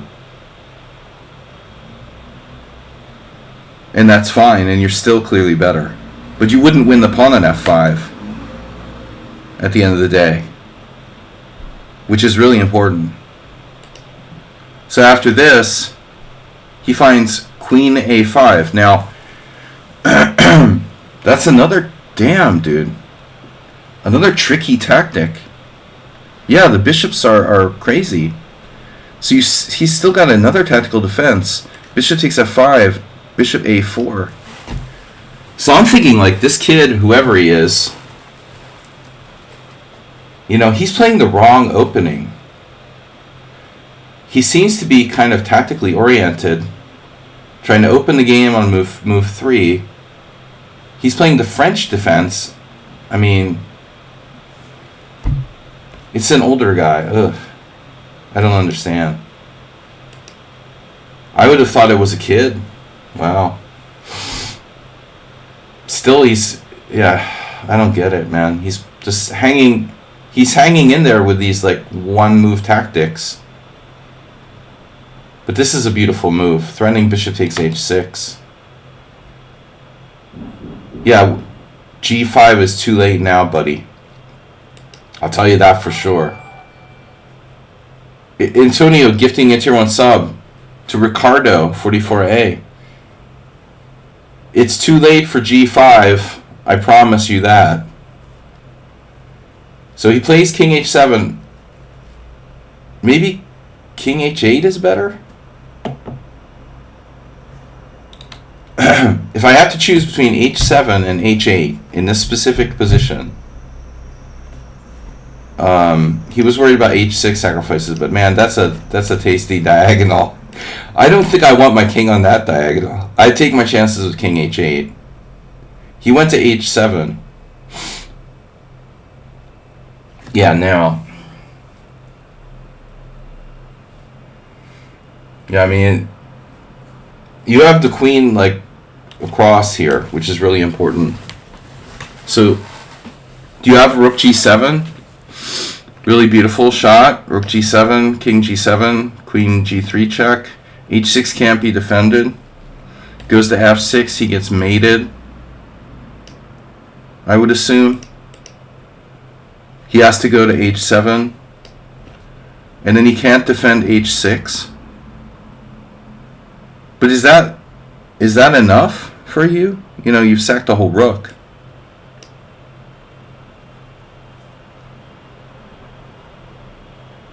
How does black defend himself? Queen c7?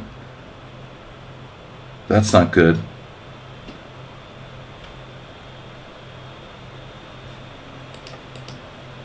It's not over. Rook e7. It's not completely over.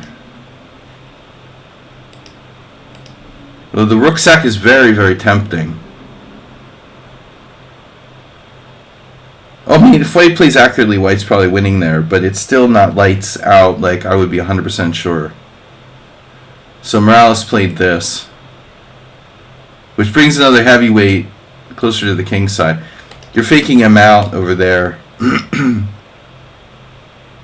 But it could be a mistake. You're giving him time to like maybe defend with rook e7 or something. The question is, do you have time for that? Oh shit, bishop takes f5. Oh my god, wow. Bishop takes f5. So how does this work? Bishop takes f5, takes, rook takes g7. This is unclear. Too much material. You have to find queen f7. Wow, that's really brutal. That's really brutal. Look how perfect the white pieces are. Yeah, I would have probably seen it if I was focused, but I'm not. So queen f3 is a little slow. I guess rook e7. Rook e7 is his only defense. One of his only defenses. But he's lost. It's a student body attack. Yeah, you played kind of hesitantly. But this isn't a great move either. He's trying to get bishop e8, I guess. Okay, queen a6. This is reminding me of my World Senior game against Starua or something, queen a6. When did I play? No, it was the last round. My last round World Senior game, queen a6. Queen h5, bishop e8. And then you sacked. But now it's really good. Rook takes check, king takes check, queen takes check, king g8. Now we need... You got the rook lift? Oh my god, that's beautiful. Because your bishop covers the back rank. And rook g3 is really strong. So he has to sack his queen. That's nice. Nice attacking game. But why did we have to retreat the knight? You couldn't take with the bishop? It seems weird to take with the knight. Your knight is so well placed on e5. Someone on sound, welcome.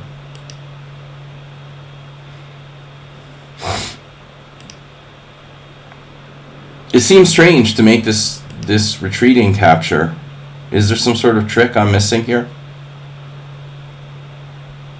It's a tempo. But we have horrible coordination between these pieces here, you know. You know, he could also maybe put his bishop on a2 later on, but it seems strange.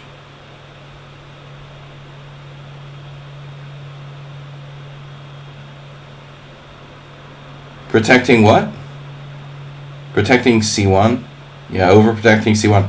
He's got c1 covered. I just want to say, like, white has very good control of c1.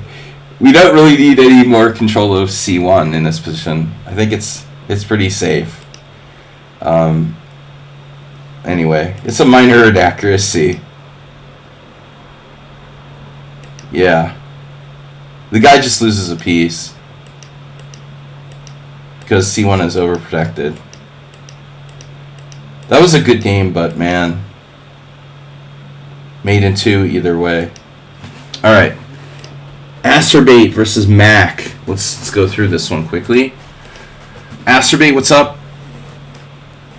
Great to see you guys. Mr. Slow again, thanks for the donation. We're $20 away from our sabbatical fundraiser goal. Of course, we can always go over the goal.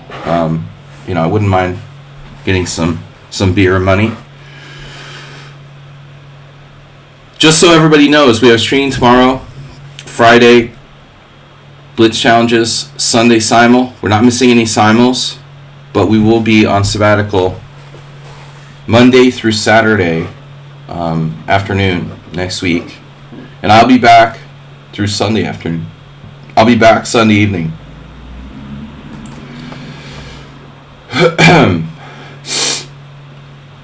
Now, you always focus on the important things here. That's what I love about you. Alright, knight f3, d5, b3, knight f6. You're not a real chess player till all you care about is chess, bro. Alright, knight f3, d5, b3, knight f6. You gotta be fully committed. Bishop b2, e6, e3. I feel like I've seen this game already. Masturbate, you've had the exact same game a million times. Why do people always do this? Why do they play knight c6? I faced it. It's a delayed, it's the Chigorin deferred, Arsenal fan.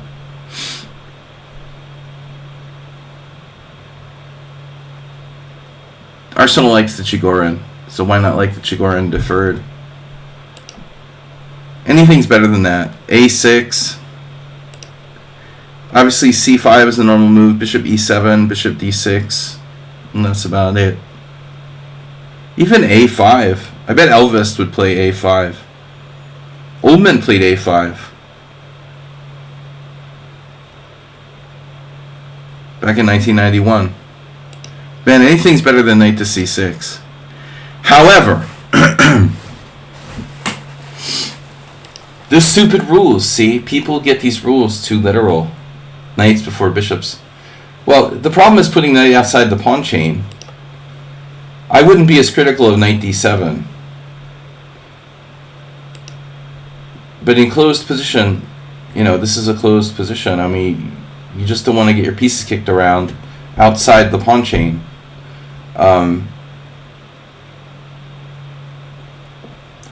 Bishop e7 is probably best, and then the plan is castles b6, bishop b7, and try to fight for control of e4 for black. But this is an atrocity. See, this is interesting here. Someone actually played c4. That can't be a bad move. Asterbate, I'm surprised Asterbate doesn't play c4. But he is aware of the danger of this. You know, I just want to point this out. But that's much more serious with the bishop coming to f5, like a London system or Jabava London system type thing. You know, without bishop f5, this is not nearly as dangerous. However, remember that the knight is misplaced in front of the pawn. So if he can self-correct, basically if this guy can play knight b4 favorably, he can fix his position. Like play knight b4 and then get the c-pawn up and be like, okay, I justified my stupid move, you know. So Asterbate playing a3 here. Anyway, that's funny. There's someone named Matic. That would be cool if you were like Matic and your parents named you Otto. Just for fun.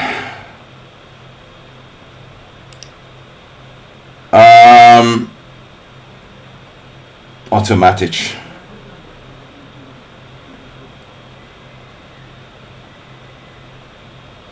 No, I think bishop e5 is okay, Acer, but we gotta watch this. Fighting for e5 is good. See, Oparin played it, and he drew with a marmol. This guy needs more names. Antonio Morales.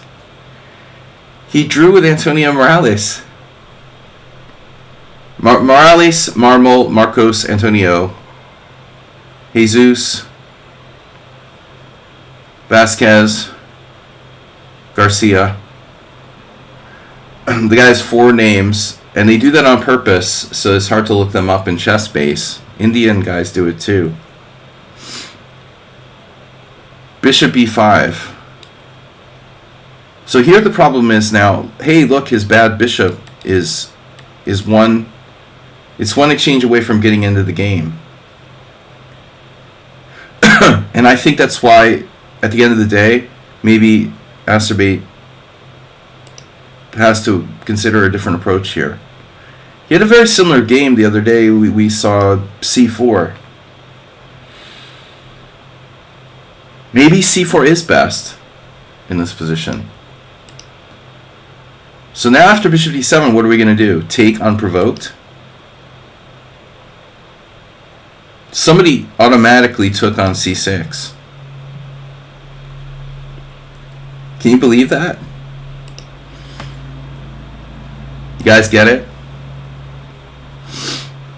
Wait, just automatically took on c6. Automatically. Oparin didn't do that. I agree. Like, it's a little bit extreme to take unprovoked on c6. Automatic. But Oparin castled. Yeah, I mean, I want to see my opponent play a6 before I'm like gonna just give up this bishop. And even then, I'm not sure. You know, I really want to do it, but I'm gonna need some kind of compensation, at least in terms of time. So Acerbate played the automatic a3. This is not necessary, and while it's not a terrible move, man, I mean,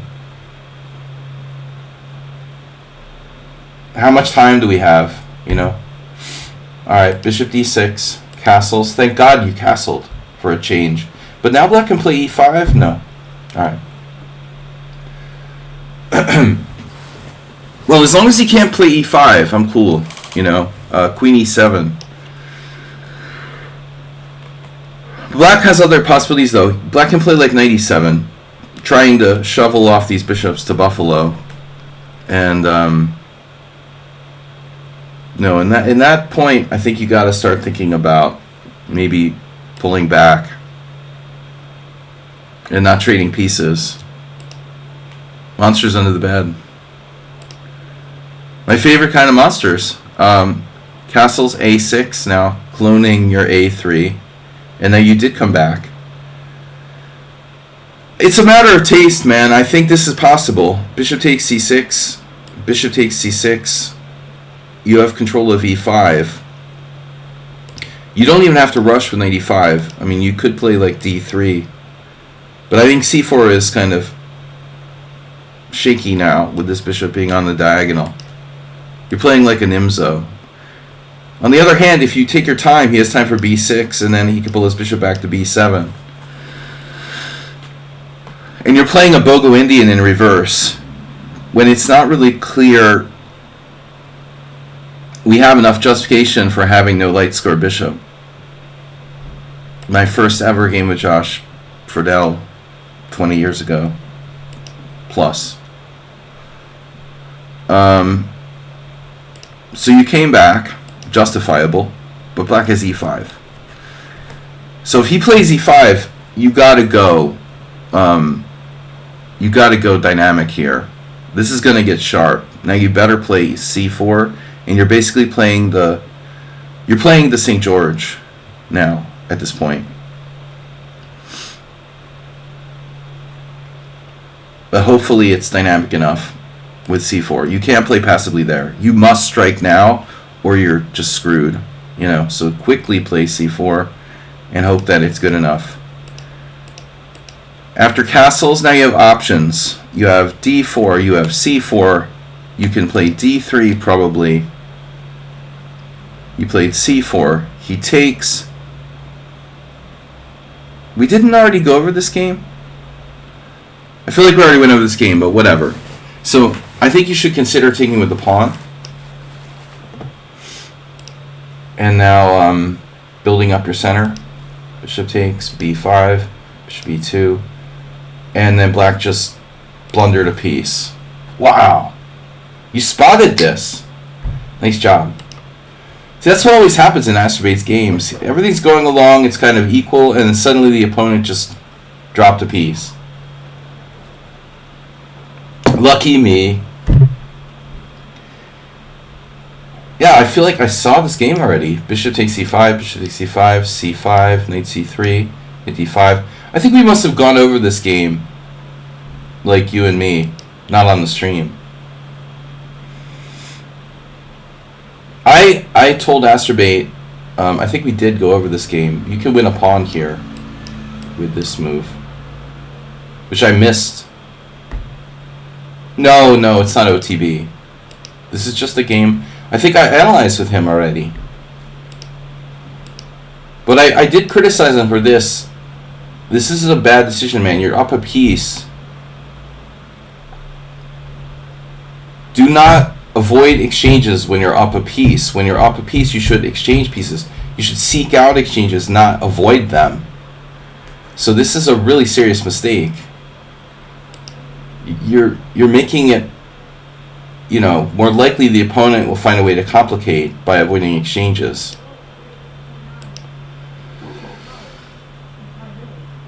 And this is just doubling down.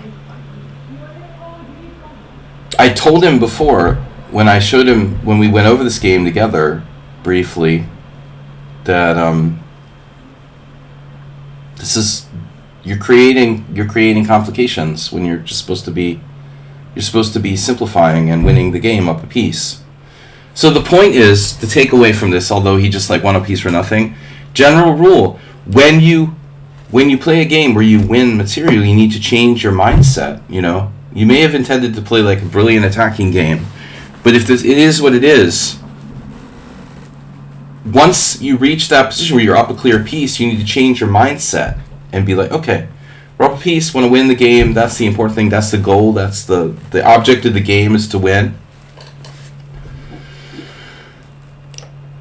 Bishop h5 is like a weird move, putting your bishop in a vulnerable position. Now another piece in a vulnerable position. Now all three pieces are in vulnerable positions in the opponent's side of the board. And guess what?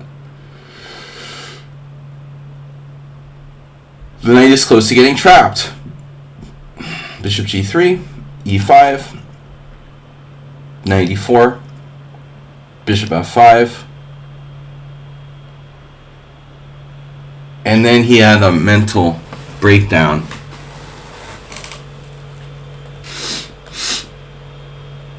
This is 28 minutes and you hung a piece here with rook c1. So guys, check this out. Bishop takes e4 and then Astrobate here. He's still better, even though he's not up any material, except for two bishops versus bishop and knight. But look at this.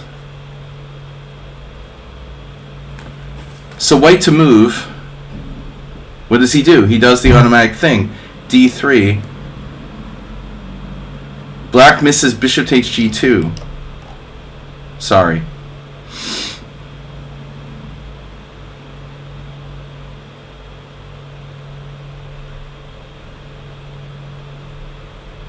So what would have happened after bishop takes g2? Maybe you have a shot there. Do you have e4? You do. You would have been lucky to find this. You have an out. e4, bishop takes f1, he takes d5. The computer found this. Queen d5. That's just sheer luck. And you're probably still better.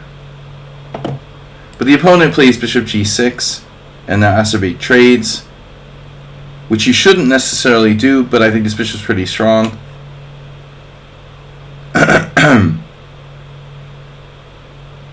No, then again, I don't know, man. I don't know. This looks pretty good to me. Your pressure on the c5 would have forced him to play c4, and then his pawn is kind of weak. And this happens in the game, something similar. But you exchanged on G6 first. And then you played D4. So, I think there's an important point here about this position. You should really attack his pawn from the flank. I would prefer to play B4 in general. So I think you have these two hedgehog. You have these two hedgehog pushes. Which one should you do? You chose to do D4, and maybe because you thought okay, maybe your thinking is that your pawn is backward. It's a weak pawn or something. But I think you should go with the flank pawn and actually, okay, yeah, D4 might, it doesn't really, but it looks like it might open the bishop. Yeah, it's true. I guess it does. But I think the bishop's kind of not the point here. True, Antonio. True. If b4, c4, this bishop remains closed. Yeah, that's probably what he was thinking. So he does. Yeah, maybe you're right. Maybe d4 is better. The bishop's still never going to do anything. It's useless. I mean, at the end of the day, the problem is, Antonio, it's still just crap. It doesn't do anything, even that it's open, And the knight on d5 is extremely strong. Bishop's still crap. After this, black has played c4, but that pawn becomes pretty weak. This pawn is very weak on c4. The other thing is that we have e4 to drive his knight off of d5. So it would have been probably better to play it this way. We end up in a situation where his bishop is crap, and it's only good if black plays f5. So queen g4, g5, b takes c4, b takes c4, queen h5, threatening nothing. Your queen is out of play. And then black lost his mind.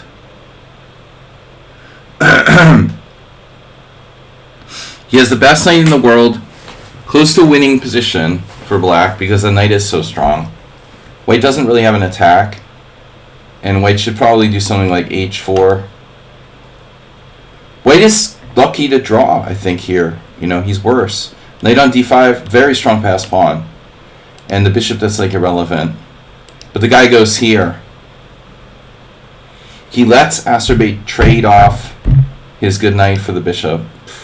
It's a disaster. And then white's better. And now look at this. And then black committed suicide. The best move ever. g5. Queen g6 check. Surprise! And mate. He had it planned all the way.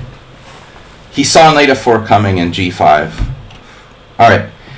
The next game is kind of a weird one. It's not really a game. This is Uber Driver not against Drown the Clown. This is a game with me. I think Uber Driver's point was just to share the position. The names are wrong. It's supposed to be me versus Uber Driver. This was a game we played on Tuesday, but it's just part of the game, just the opening. So we can look at this position. I was white. Uber Driver played... it's like he was analyzing. Basically, this is Uber Driver analysis. d6, bishop d3, e6, knight e2, knight e7, castle, f4. And so my point in this setup was to play for f5 like Steinitz did against Günzburg. And if you do the robotic hippo, I'm going to set up this f5. Go here, and it's like hasta la vista. Again, Steinitz, Günzburg, inspiration. Günzburg playing, e4, g6, d4, b6, like, or something like bishop g7, b6. Günzburg literally played that pre-1900. I feel like it was like 1895 or something. 1882, I don't remember. I mean, very modern way to approach imagine the hippo in the late 1800s. But Uber driver here, he's like, okay, I'm going to stop you. And at this point, I had to decide between pushing and keeping the tension, and I just couldn't resist. Like, it's too much space. I'm sorry, Uber driver. I think that white is much better here, and I would play this position any day. Not to say it's not playable for black, but it's still not really a hippo. Your hippo has been compromised and turned into something else on the Isle of Dr. Moreau. This hippo is like half giraffe, half hippo, or I don't know what it is, but it's not just a straight up hippo anymore. The other move the computer liked was knight d2, laying the Tarrasch. But the thing that I wasn't sure about, like this f5 square, he has access to f5. This is probably good for white as well, but I like e5. And now Uber driver played the best move, according to Stockfish, which is almost shocking, Honestly, I can't believe this is okay for black, but c5, that move gets him like an exclamation point. It's hard to believe this is okay for black. So basically, Uber driver submitted this just for us to analyze, I guess. c5 is the engine's #1 move. And I looked at this and I was like, I'm not like trading off my strong point. Yeah, I couldn't believe it. I mean, the first thing I looked at was like forcing moves. Take. It's normally bad to have your queen out on like c5 early in this type of position, but this is like a really weird c3 Sicilian. It looks like black is pretty active, and he's actually okay. So I was like, I'm not going to give up my center. And actually, Morales, you're the right guy to talk about this position because you're a big believer in space and e5 square. So you should be the person that we talk about this with, of all people, So I was a little surprised by c5. I thought, okay, this move must be shaky, but it was absolutely best, according to the computer. And then, so I was like, okay, I saw this. It looks weak. Anyway, I need to develop my pieces. So knight a3, modern knight play with the knights on the side of the board. and Uber driver now, basically, I don't remember what he did in the game. Maybe he did CD, but at this point, he didn't play knight on bc6. So this is just analysis from this point on. Maybe we can see. Yeah. See, in the actual game, this is his analysis, what he submitted here. But in the actual game, he took on e5. My name is Donald Trump, and I approve this message. That was the Biden investigation. All right. D takes e5. F takes e5. And then knight d7, I said, dude, this is bad news. Amazingly, his position was alright. In the game, it was like knight c4, knight b6, knight d6, knight on bd5, queen b3, queen b6, and bishop d2.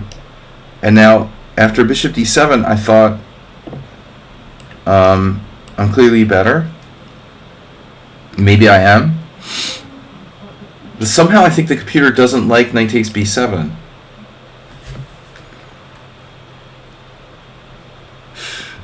I mean, I try not to be materialistic, but I mean, I couldn't imagine that anything could be wrong with taking the pawn on b7. The computer just is like, nope, don't need that. So everybody's materialistic, including me. And I really try to rally against materialistic play. And here I was the victim. I was as materialistic as anybody. This is unbelievable. After knight takes b7, he has knight c8, and black is better by 0.1. It's freaking unbelievable. Unbelievable. I'm not even equal. I'm worse by 1/10 of a pawn after knight to c8. Just another evidence of how horrible materialism really is. And buy my Trump sneakers. Alright, anyway, so the game wasn't that... Uber Driver's kind of submitting like his improvement. So he's saying he should have played the knight to the better square. His knight's more active here. And this is his analysis. And I've approved this message. And see, now he puts pressure on d4. I would have argued for this move. It makes sense. It's less passive than knight d7. Putting pressure on the center is the way to go, definitely. You know, it's like a closed Sicilian, where we just play d4, e5, essentially. g5 is coming next. So I would like to play knight to b5.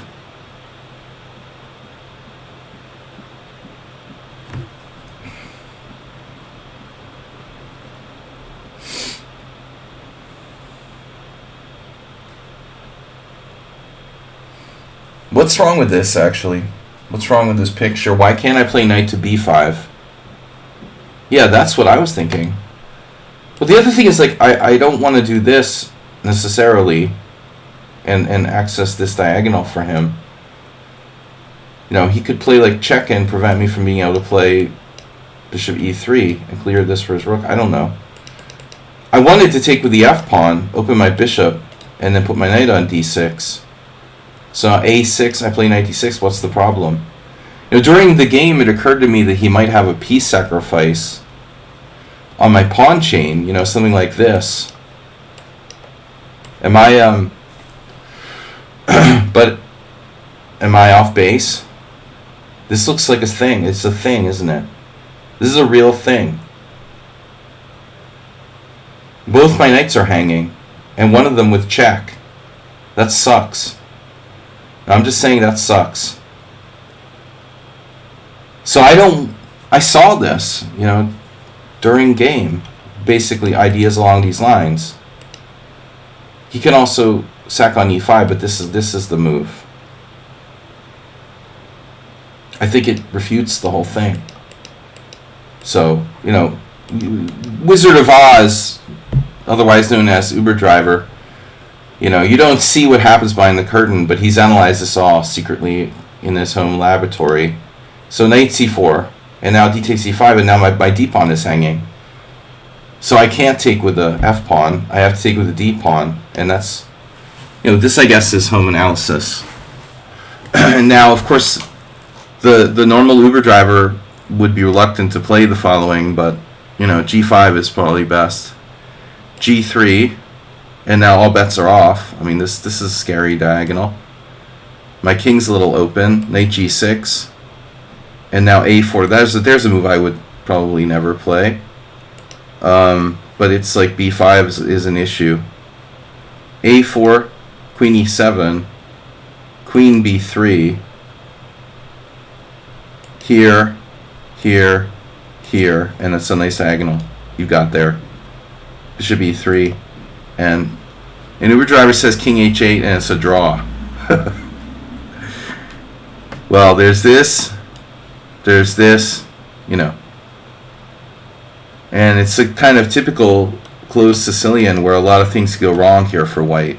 So I'm not subscribing to this variation. I would stay away from this.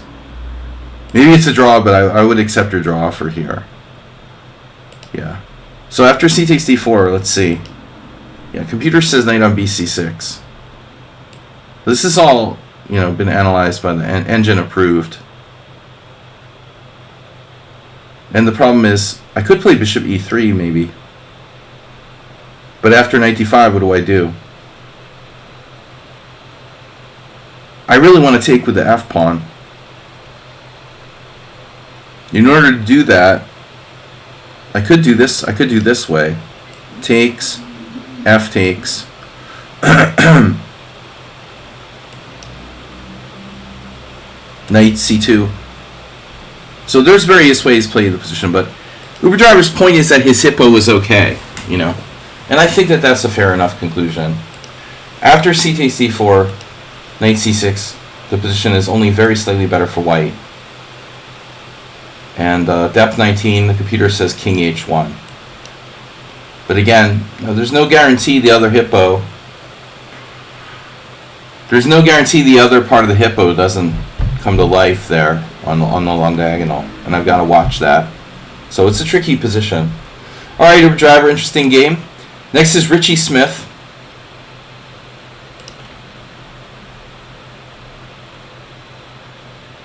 A lot of Richards around here. Juicebox is Richard. Someone at Sound is Richard.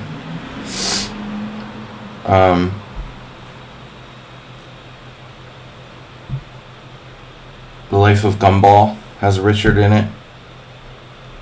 President Nixon was a Richard. An Arsenal fan is Richard. Alright, so a lot of Richards. Alright, so Richard Smith playing white. It was like that Curb Your Enthusiasm episode recently where Larry David meets this woman who's like, oh, my name is blah blah blah, but you can call you can call her Annie. Her name is like Anne, but if you're friends, you can call her Annie. There was like a spiel about that. So Richard is like Richard until you're friends, and then you can be Richie. There was a whole little funny episode in the recent Curb Your Enthusiasm. Okay, e4, c5, knight f3, g6, d4, c takes d4, knight takes d4. We're white. Yeah, the accelerated dragon is annoying, man. I mean, if you don't like to play the Marazzi, then you have to play the main line. There's really no in between. And Arsenal is kind of, he's a universal sort of grandmaster. I think it depends on, his mood maybe. I think that Arsenal could play either. But maybe the Marazzi suits him better. He's not a technical player. But I think that maybe Ars understands the fundamentals pretty well here. So going with c4 makes sense. Gets that space advantage, and it's like a lasting edge. I think if you play this, you need to know more theory probably. Like theoretical knowledge is not as important in the Marazzi lines. I think it's really important in the knight c3 lines, which could be a little bit sharper. Here you understand fundamentals. You have a space advantage. It is what it is. You can make some inaccuracies and you're still better. There's some tricks, obviously, but there's less tricks in Marazzi than there are in the main lines. Oh, so your guy played knight g4. I really think like all variations are approximately the same. It's really funny. Black can play castles, knight g4, d6, knight takes d4. From my perspective, like all variations are approximately a little better for white, and it doesn't really matter which one you pick. The good thing about knight g4 is that it swaps a set of pieces. Here we go again. In this case, two sets of pieces. Queen takes g4, knight takes d4. No, just one set of pieces in this line. Queen takes g4, knight takes d4. So now on queen d1, which is like virtually forced, this is the important moment. I I started playing e5 a little bit a couple years ago, and I played it in a game in a tournament, and I played it successfully. I played it in like 2 games, I think, maybe just 1. I can't remember. But I also played it against Schieberspieler a number of games. Roman had supported this years ago, and then we swore it off. It's gone up and down. Silman recommended this line. Rip Jeremy Silman. Years ago, Silman came to Budapest. Actually, this was in his repertoire back in like 1999, or I don't know when it was. Maybe even older than that. Maybe it was like 96. I don't remember. But anyway, Silman had played it. He wrote a book with Donaldson on accelerated dragons. So Silman was very well versed. E5 is like anti-positional, but I think it's got some viability. White has to know what they're doing there. Petrosian played this. You know, this is like...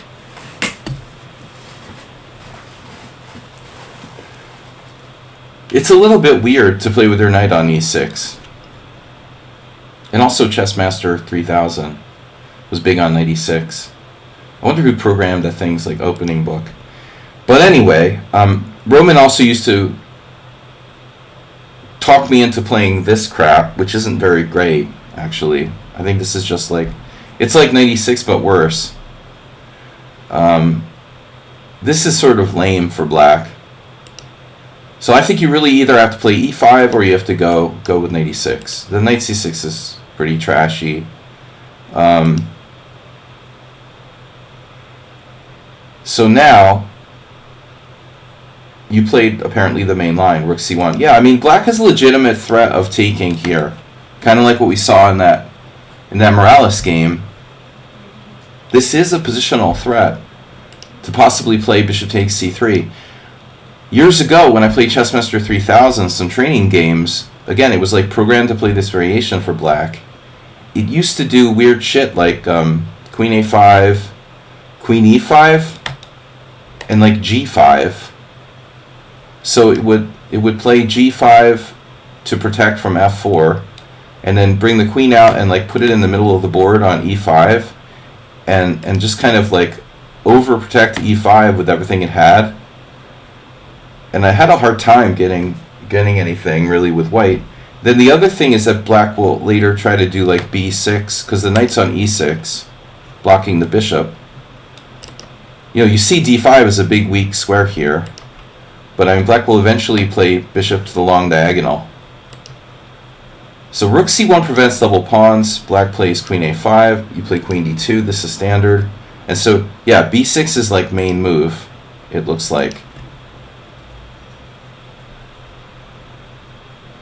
Nothing wrong with b6. See, g5, so g5 starts to get played here. This looks like an insane move, but it's not. It's about preventing f4 and like just doubling down on everything you got on e5. No, you did a good job to get this far. Yeah, I don't know who like created the system of defense. I mean, Petrosian, Larson probably played it. Larson used to play the accelerated dragon a lot. See there's some relatively modern Leboyevich games. Larson 1987, Korchnoi 87, 73 Kuzmin against Geller. Interesting. That game's probably worth a look. And Polugievsky with white. Okay, Larson, Tiemann lost in 1987. So Larson kind of like probably the main guy. Now, Arsenal played b3 here. Well, our main thing is going to be b7's coming, and we're going to need to protect our pawn on e4.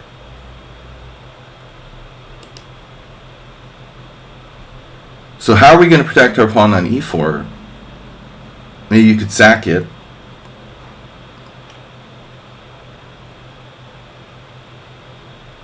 Yeah, I don't even know what I would play here. It looks like people have kind of wimped out with queen d5.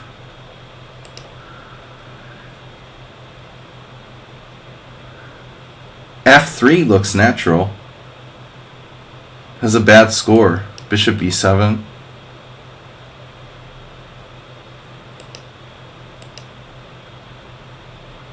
So bishop d3. Anand Leboyevich, bishop b7. So this way, you know, you don't commit to f3. You could play for f4, f5, theoretically.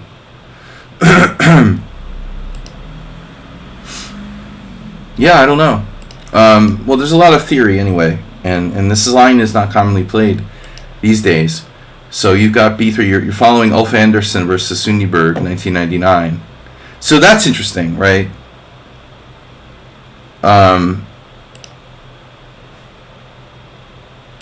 Sundberg is a Danish grandmaster who's around my age, and he was definitely had some contact with Larsson. So this is not surprising. 1999, there's a game Andersson versus Sundberg, and then other than that, Kutsor, you know, some reasonable grandmasters with black. But at least you played like Ulf Andersson. Knight d5. Arsenal is Ulf Andersson. See, I knew playing the Marazzi was the right idea for you. Knight d5. Queen takes d2 check. And now, of course, king takes d2. Exactly playing like Ulf Andersson. Of course you take with the king. You connect your rooks. There's nothing that can really hurt you here. Your knight is a monster on d5. You've got two bishops if he takes it. Black's supposed to play rook c8, f5, undermining the center is a move as well. So both guys are following theory.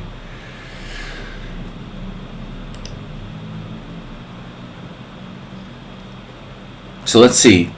You're following Andersson versus Juhas, Lalich, Murray Chandler. A lot of Grandmaster games here.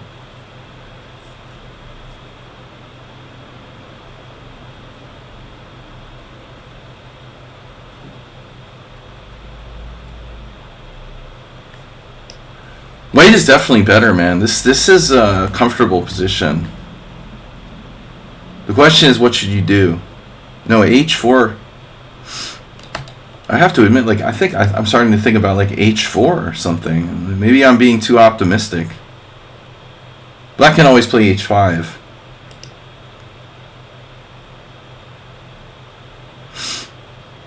Now you've managed to follow a game of a guy I've never heard of, Valentin Lukov. I played Lukin. I've never heard of Lukov. He may no longer be with us. Well, bishop d3 is not a bad move. You know, clearly he can hit your bishop with knight c5, but it's a bad bishop. I don't know. You know, it looks like most people played f3. b4 is kind of risky because you weaken your c pawn, you know. That's not the safest move ever. So the Spanish IM here played knight c5, which is totally natural. White went on to win the game. Your opponent didn't, though, you know, which is what I expected. He played d6. This is reasonable. d6 seems reasonable to me. It's not a terrible move, but I mean, black's going to have to do something because you can't just sit there forever. The only problem with d6 is it slightly weakens c6. So if he decides to take or something, you know, the c6 square is gone. It's a major factor. Okay, h4. And I would think here black should seriously consider answering that move, you know. I'm not sure he should just ignore h4. My instinct is to not just ignore it. I feel like black should either play h5 or play h6. You know, do something. Now, if he does h6, yeah, you do have stuff, maybe f4. You can try. h5 is the most resolute.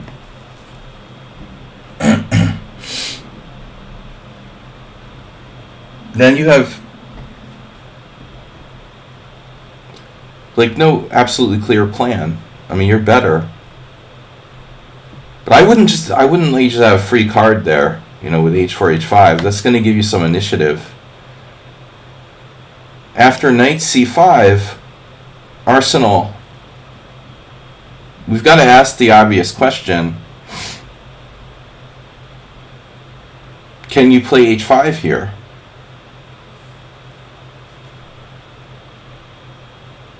I mean, it feels kind of like one of those, like, well, I'm going to play this if I can. You know, I don't know, but you've got a problem with e6.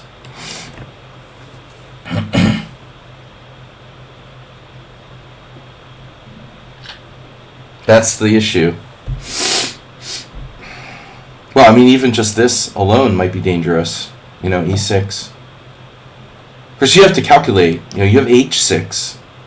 The position could get pretty weird.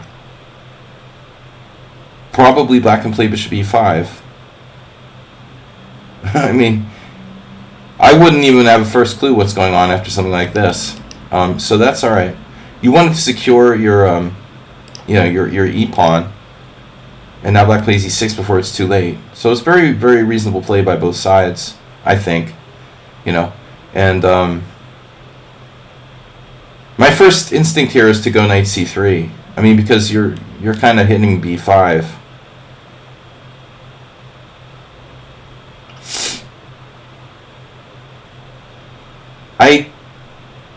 I don't think I see a great future for the knight necessarily on f4, although it typically will go there sometimes. I feel like here you have, you know, kind of natural move there. I don't know. It's not a big deal. I mean, your position is still fine, but maybe you wanted to keep an eye on e6. I don't know exactly what you were thinking. Knight c3 is slightly more natural. So he plays king e7, and you know, clearly, like, not a bad player. But I mean, again, he's allowing h5. This is h5, g5, h6. Damn, that's inconvenient. Because AlphaZero would love to push that pawn to h6. Oh, this happened. Oh no. Yeah, so that's a pain in the butt, you know. I don't really want to play. I don't think you should play h5 if you can't play h6. Obviously, if your knight was on c3, you could do it. Yeah. So I think after this, yeah, he kind of like closes off the king side. And now he's basically like, okay, you know. That's how I would feel with black. Like, I'm okay now. I'm not worse. I think he's not worse. I'm not saying he's necessarily better, but you don't really have any breaks. It's not easy. I mean, only b4 now.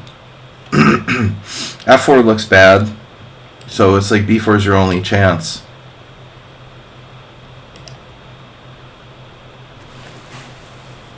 And then he does something shocking here. He played bishop takes d4. I'm very surprised by that move. Though it might be okay. It doesn't seem necessary.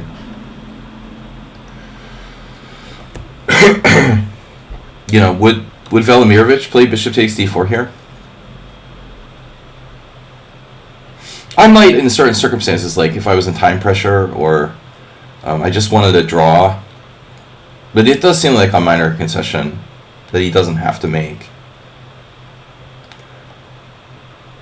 I think this is likely a draw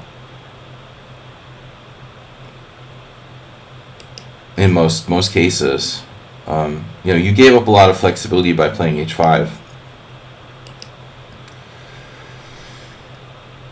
But the bottom line is that he has two good pieces, and you have one good bishop and another kind of bad bishop. I mean, this is voted the worst minor piece on the board. But on the other hand, you know, it's still a great defender. So you're normally not ever going to lose either. But I think you have to recognize that, you know, you're not really better necessarily. You know, you may have been too optimistic here. You know, theoretically, you have chances to open the queen side. But again, you also could overextend yourself. So now he goes a5, standard blockade. Again, you know, you have to watch. There could be sacrifices at e4.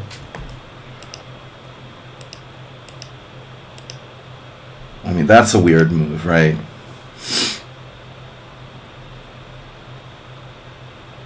I mean, rook c6 is an extremely strange move. I have no idea what black's doing there.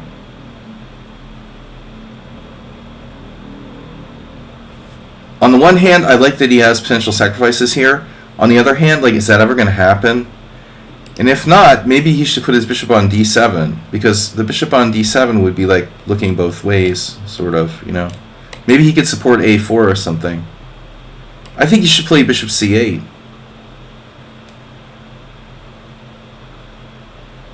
But I think this should be a Mexican standoff, you know. And you've got to be careful not to overpress. You've already, like, it's pretty closed up, man. After rook b1, was there knight c4? Maybe. Yeah, I mean, it's complicated, though, you know, because this is also hanging.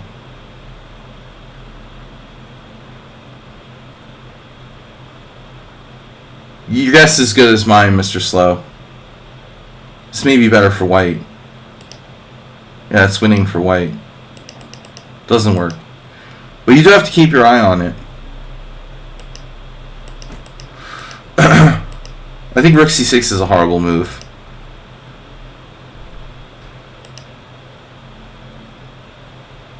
But I mean, you know, maybe it's not that horrible because you actually can't exploit it, but it's sort of pointless, you know.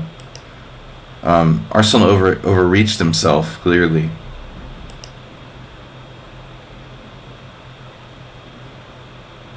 This is such a typical accelerated dragon, man. The A file, I don't know, you know. My business is controlling the A1 square. Black has a really good blockade. So I think he should exchange on b4. I don't know what he's waiting for. Yeah. So there was really no reason to delay that. Black's really solid. It's like a Nimzo, you know. If Arsenal lost this game, he just like overpressed. I mean, it should be a draw, in my opinion.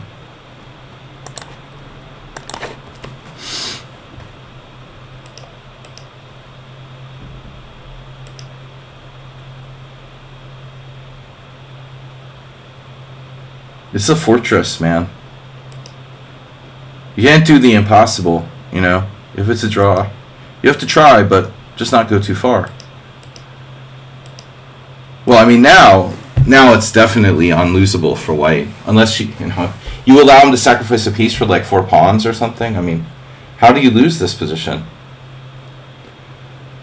The only way to lose is to literally like let the opponent sacrifice for like your whole pawn chain or something. Is that what happens? I would say, like, realistically, the guy sacrifices a knight for 4 pawns or something, or you just start like forking over material.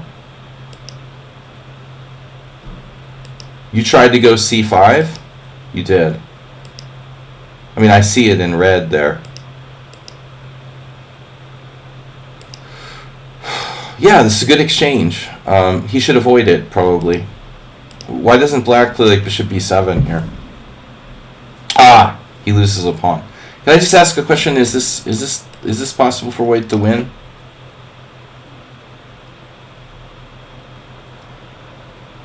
No, it's not a risk I would want to take if I didn't have to. Yeah. So that's kind of awkward. He has to allow you to exchange. And then go king c6. Now can his knight get in? Knight f8, knight e6. So I think, yeah, I mean, this looks a little tricky, dude. This knight can get in here and start attacking stuff. Though objectively your pawns are all in the right color. Yeah, it's a draw. Oh my god. Yeah, you just have to accept it. It's a draw, I think. Black can't do anything either. It's just, it is what it is, you know. Yeah, you can play b5 if you want to, but it's still a draw. The bottom line is it's a draw. You tried to win an unwinnable position. Do the impossible. Super Arsenal. Super Elmo. No, even Arsenal can't win the unwinnable position. Yeah. You know, there's a lot of cases where bishop down a pawn will hold on. I guess there's a question here. You still may not be lost. But you must be pretty discouraged at that point. You need to get your bishop like inside, back on f8, pick off his h-pawn. So if you play king c4, knight e6, you're threatening b5, so he probably has to take. So I guess this is the point. Like, if you could force him to take, you're threatening b5 check. It's still a draw. Unbelievably, your whole pawn down. I mean, I'm not sure it's a draw, but you definitely have good chances. It's hard to shift, though, you know. There was that tournament where Junta Ikeda made a GM norm. He drew like 4 games down a pawn with bishop versus knight. I mean, it was insane. Yeah, this is lost now. Okay, you went too far. It's a good lesson, you know. All right. Last game, Nefedov. The last Nefedov. Thanks, Rich, for submitting the game. Thanks, guys, for supporting my stream. But overall, it wasn't a bad game. I would criticize your move, you know, you mistimed h5 on the king side. You don't want to let either side get locked. I think it's important to try to keep the position as fluid as possible. If you play h5, you want it to be with h6, and I think not let the king side get shut down. After that, it was like a draw, you know. Unfortunately, Nefedov facing the London system. Very exciting London system here. Zulu cheating on me playing in London Simuls with other masters. Zulu master. Alright, knight f3, knight f6, bishop f4. It's just, it's a disgrace, man. What kind of title player plays the London system? Alright. c6, e3. At least play the Jabava London system. Now there's still a chance he could get into an actual opening if he plays c4.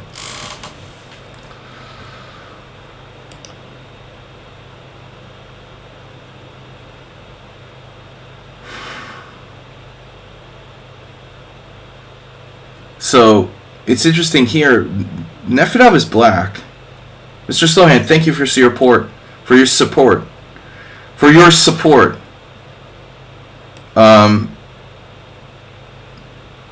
You know, I would normally expect bishop g4, bishop f5, very standard move, even g6. But Nefedov with the early queen b6, that's a provocative move. Oh no. Oh, I just realized, Asterbait tip 333, thank you.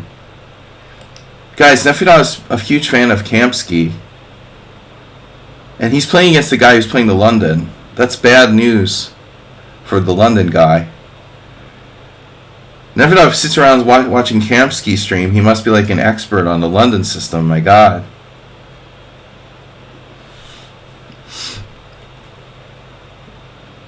Kamsky Kramnik, 2006. So what's the problem here? White can't do some kind of pawn sack. There's a few games with bishop d3 where they actually sack this pawn. That would be a better try, probably, against the Nefedov type of solid player. But his opponent plays queen c1, and now we get bishop f5. Notice that some people have even played b3. I mean, it's a pretty disgusting move, honestly, b3. Because it weakens the dark squares in White's position. I don't think that's a great thing, necessarily. But this is also a concession. So no matter what White does, White's forced to make some kind of concession here. So it looks like Nefedov's, move order is very tricky. Maybe best. And now bishop f5. You forced white to sort of misplace the queen. What about your queen? I mean, your queen is also misplaced. Bishop e2. And now knight on bd7.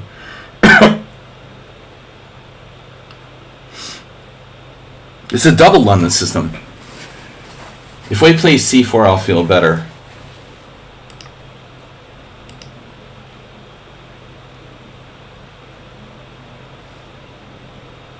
So Nefedov here playing h6, securing the retreat of bishop back to h7. And we're following a bunch of games. Sindarov. Alright. Well, he tries to play c4. Good for him. I mean, at least he did something aggressive. Proper Slav now, rather than a London system, practically. Oh, we transposed to Eugenio Torre versus Karpov, 2018. Karpov winning with black. It's really weird. I mean, it must have been a London. Karpov doesn't really play the Slav, although he doesn't really play at all. So white played c5, theoretical novelty. And most players played knight to c3, including Torre. Yeah, I mean, this is a bit of a strange move by white. Closing it up. Presumably he's going to play for b4, b5.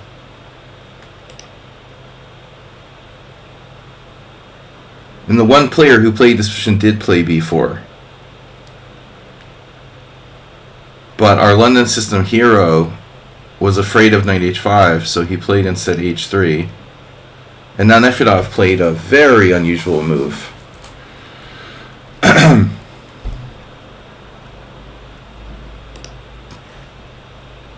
You're actually circumventing him with a5. This is extreme Nefedov. Playing on the opponent's stronger side, in a sense.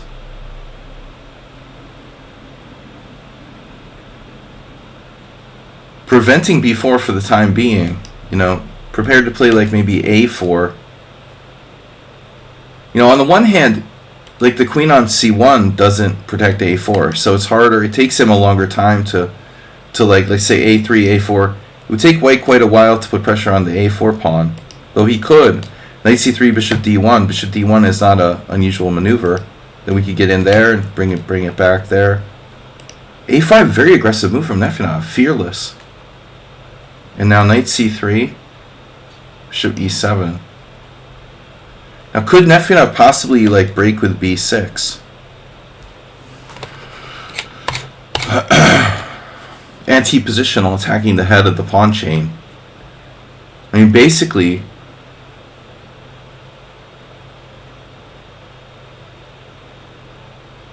you're playing like the white side of a Slav. a3, supporting b4, and now a4 will fall to bishop d1. So at the end of the day, did Nefedov accomplish anything by playing a5? Or did he just, like, make it easier for the opponent to open up the queen side? We shall see.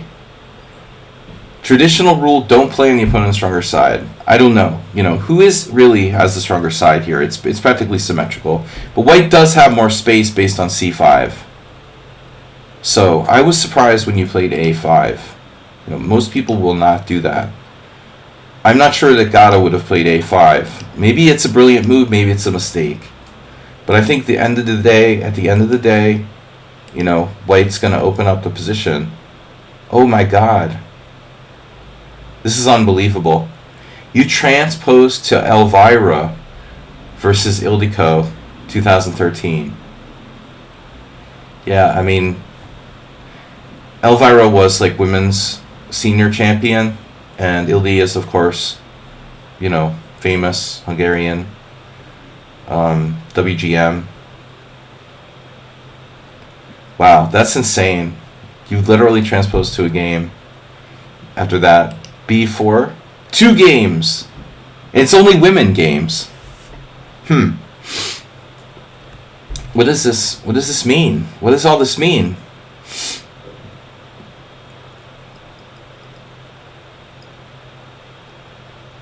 Why only women play the London system?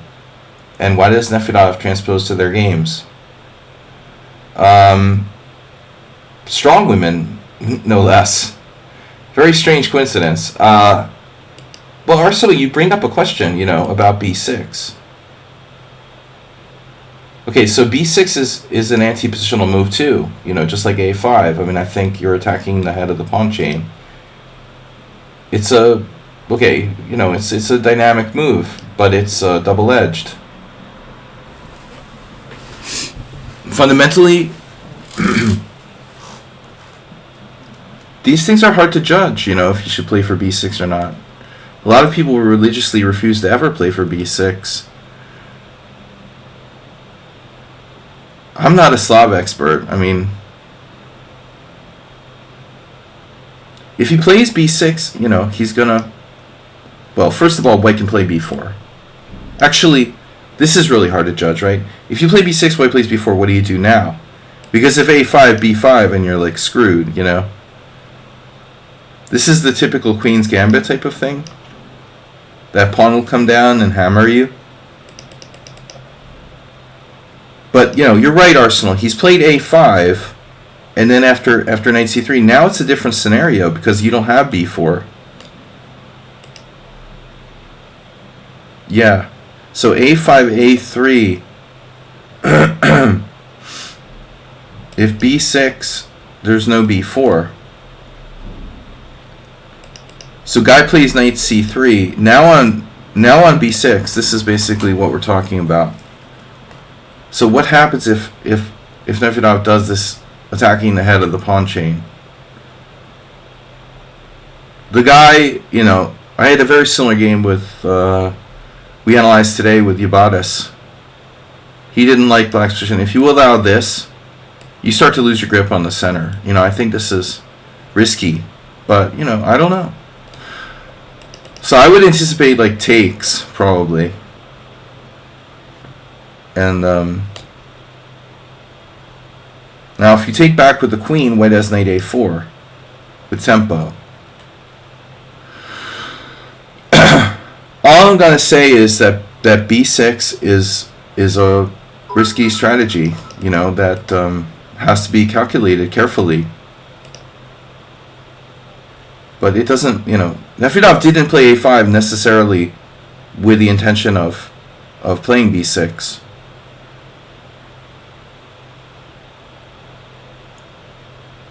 Alright, so we're following these 2 games. Thanks, Uber Driver. Thanks for submitting your analysis today. Check out the stream earlier for that. After a takes b4, rook takes a1, we lost the a file temporarily. Rook a1, queen a1. How serious is this? We'll find out. Chess Dojo Live, rating with party of 51. Thank you, Chess Dojo Live. Is Jesse? Is that Jesse or Kavutsky? All right, Costa.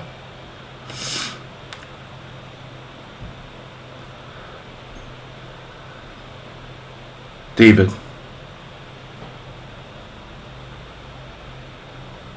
Hi, David. Thanks to the raid. We're just wrapping up here. Always, friends of Jesse are friends of mine. What's up? Mr. Hockey Chess Dude. Welcome. Thanks to the raid, guys. We're just on our last game today, analyzing. And, yeah, I miss Jesse. I haven't talked to him in a long time. Good to see you guys. So, yeah, unfortunately, I'm just finishing up. So the raiders, I have to re-raid someone else or something. If anyone has suggestions, let me know. Last game.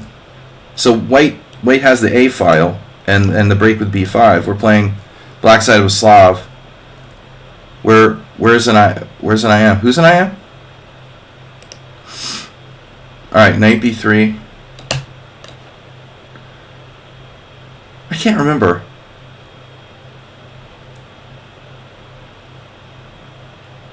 I can't remember if I played David.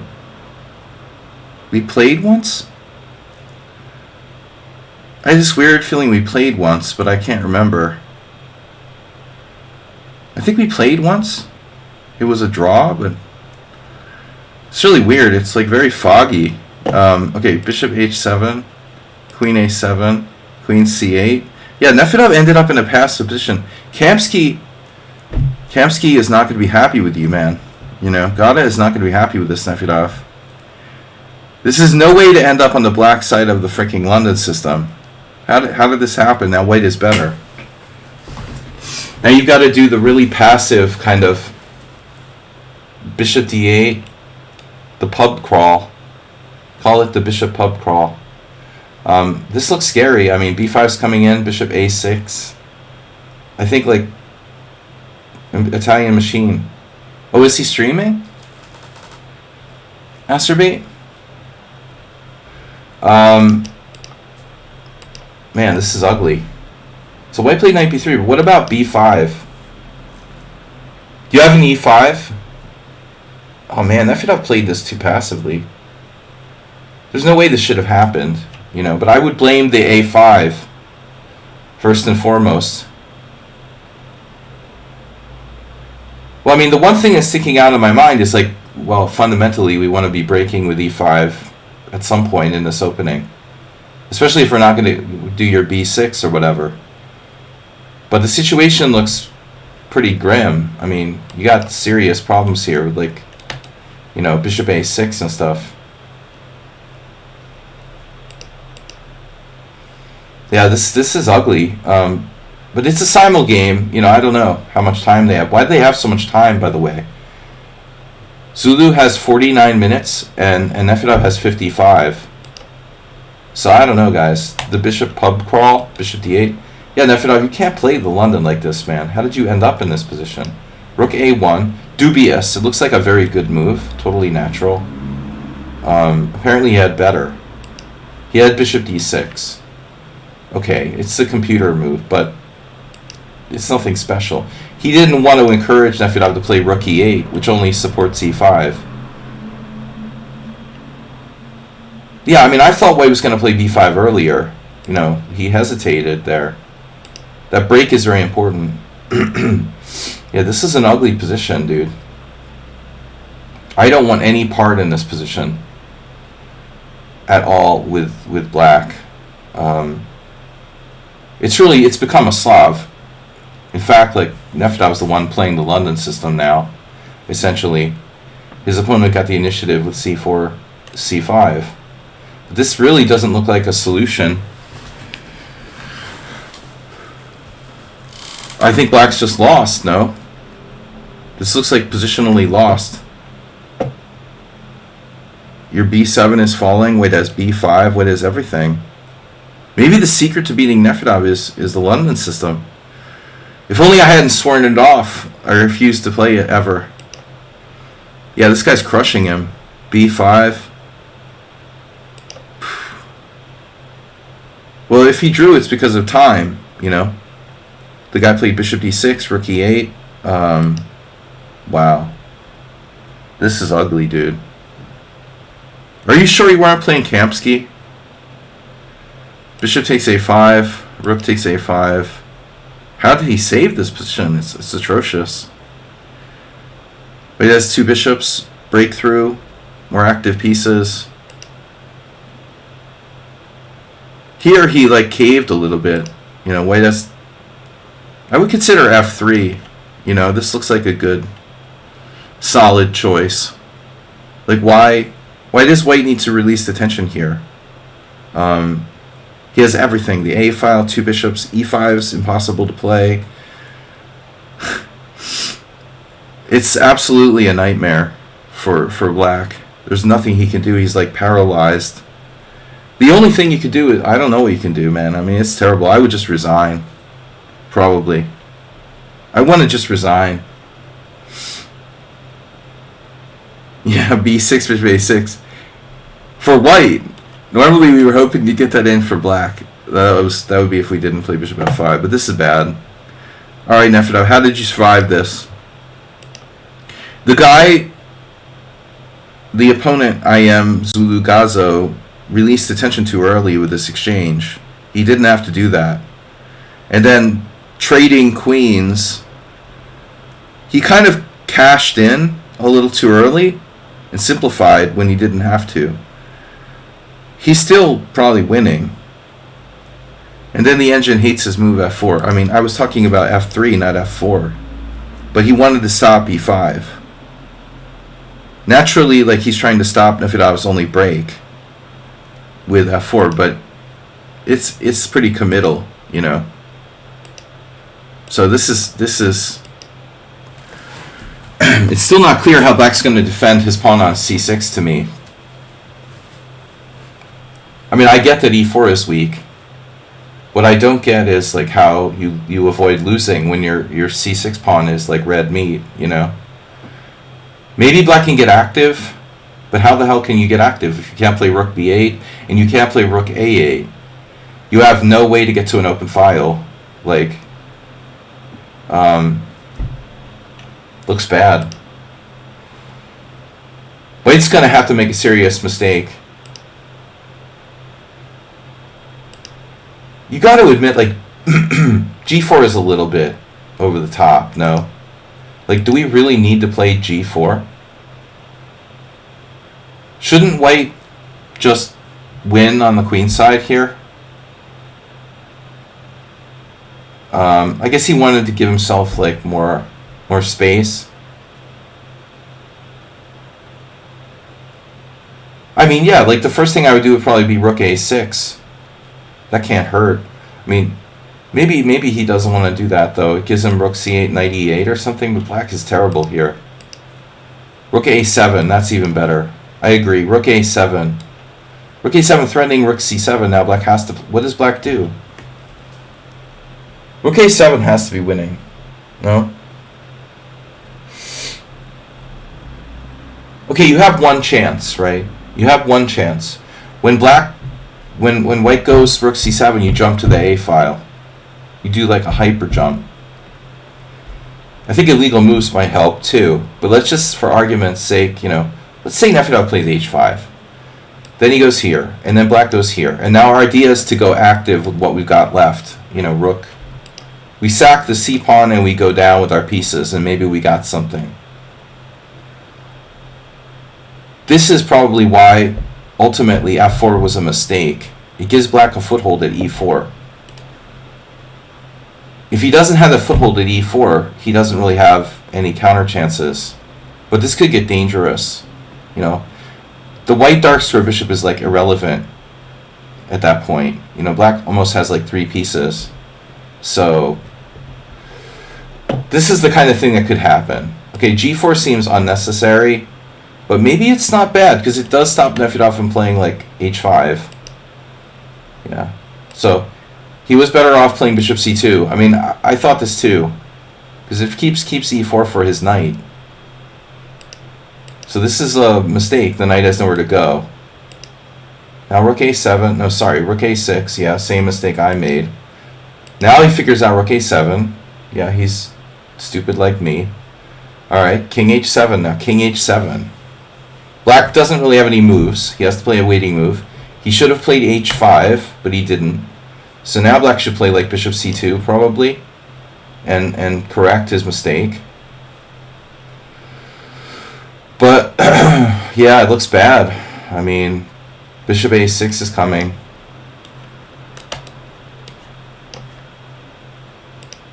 Very difficult for black. So Nefedov hung his f7 pawn. This almost feels like you like suckered him. King h7. It's a really strange move. I mean, I absolutely expected bishop c2. Well, okay, you know, he's got to sack the pawn. So bishop a6, rook e8. And now white has like bishop b7. Oof. Ugh. That's not good. That's not good. So you have to go d8, bishop b7, and try to pin him, but this doesn't matter. It's just lost. It looks like he's just lost. So basically, Nefedov tricked him into taking his f-pawn. And then, boom! Surprise! I have counterplay. I'm not a complete noob. The guy fell for it. Yeah, well, I mean, the only thing that I'll really stress about this game is the fact that obviously active counterplay is what we're always looking for in any position, no matter how bad it is. Nefedov found active counterplay. King g6, rook e7. Here, check, here, and now he pins him. And now, you know, what happens if king e1?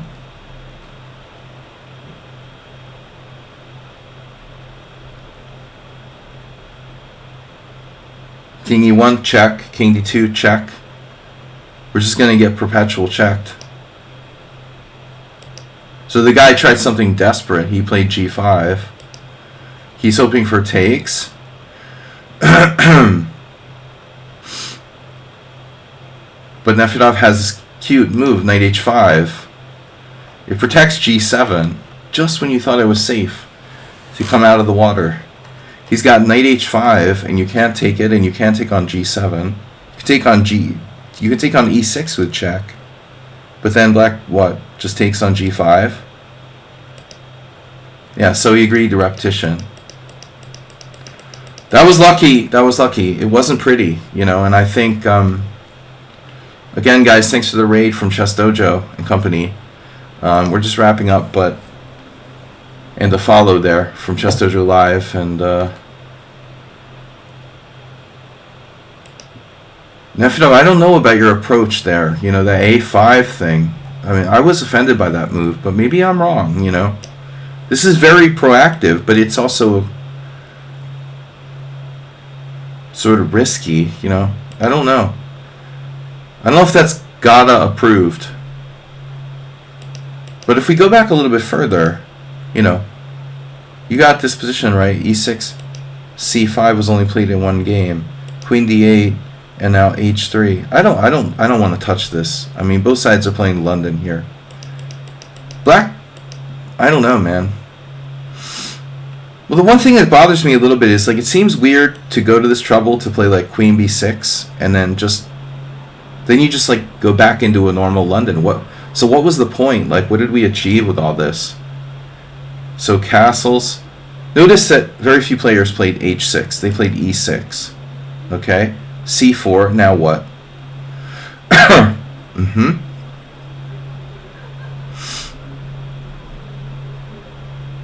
No, this is important. Maybe on c4 you have knight h5. My friend Darko has a game here. If we get the bishop, then this diagonal isn't gone forever. So things aren't that bad. You know, I think it's a better try. Anyway. Alright, that's enough London system for today. Thanks, guys. I'll be back for Blitz tomorrow. Thanks for your support. We're almost there to our sabbatical fundraiser. Thanks to Chess Dojo Live for the raid. And Friday, Sunday, again, Sunday simul stream. Next week we're off until the following Sunday simul. Mr. Coffee, good to see you. See you guys tomorrow. Thanks, Mr. Coffee, for joining us. And have a great day. Take care. Bye. Bye-bye.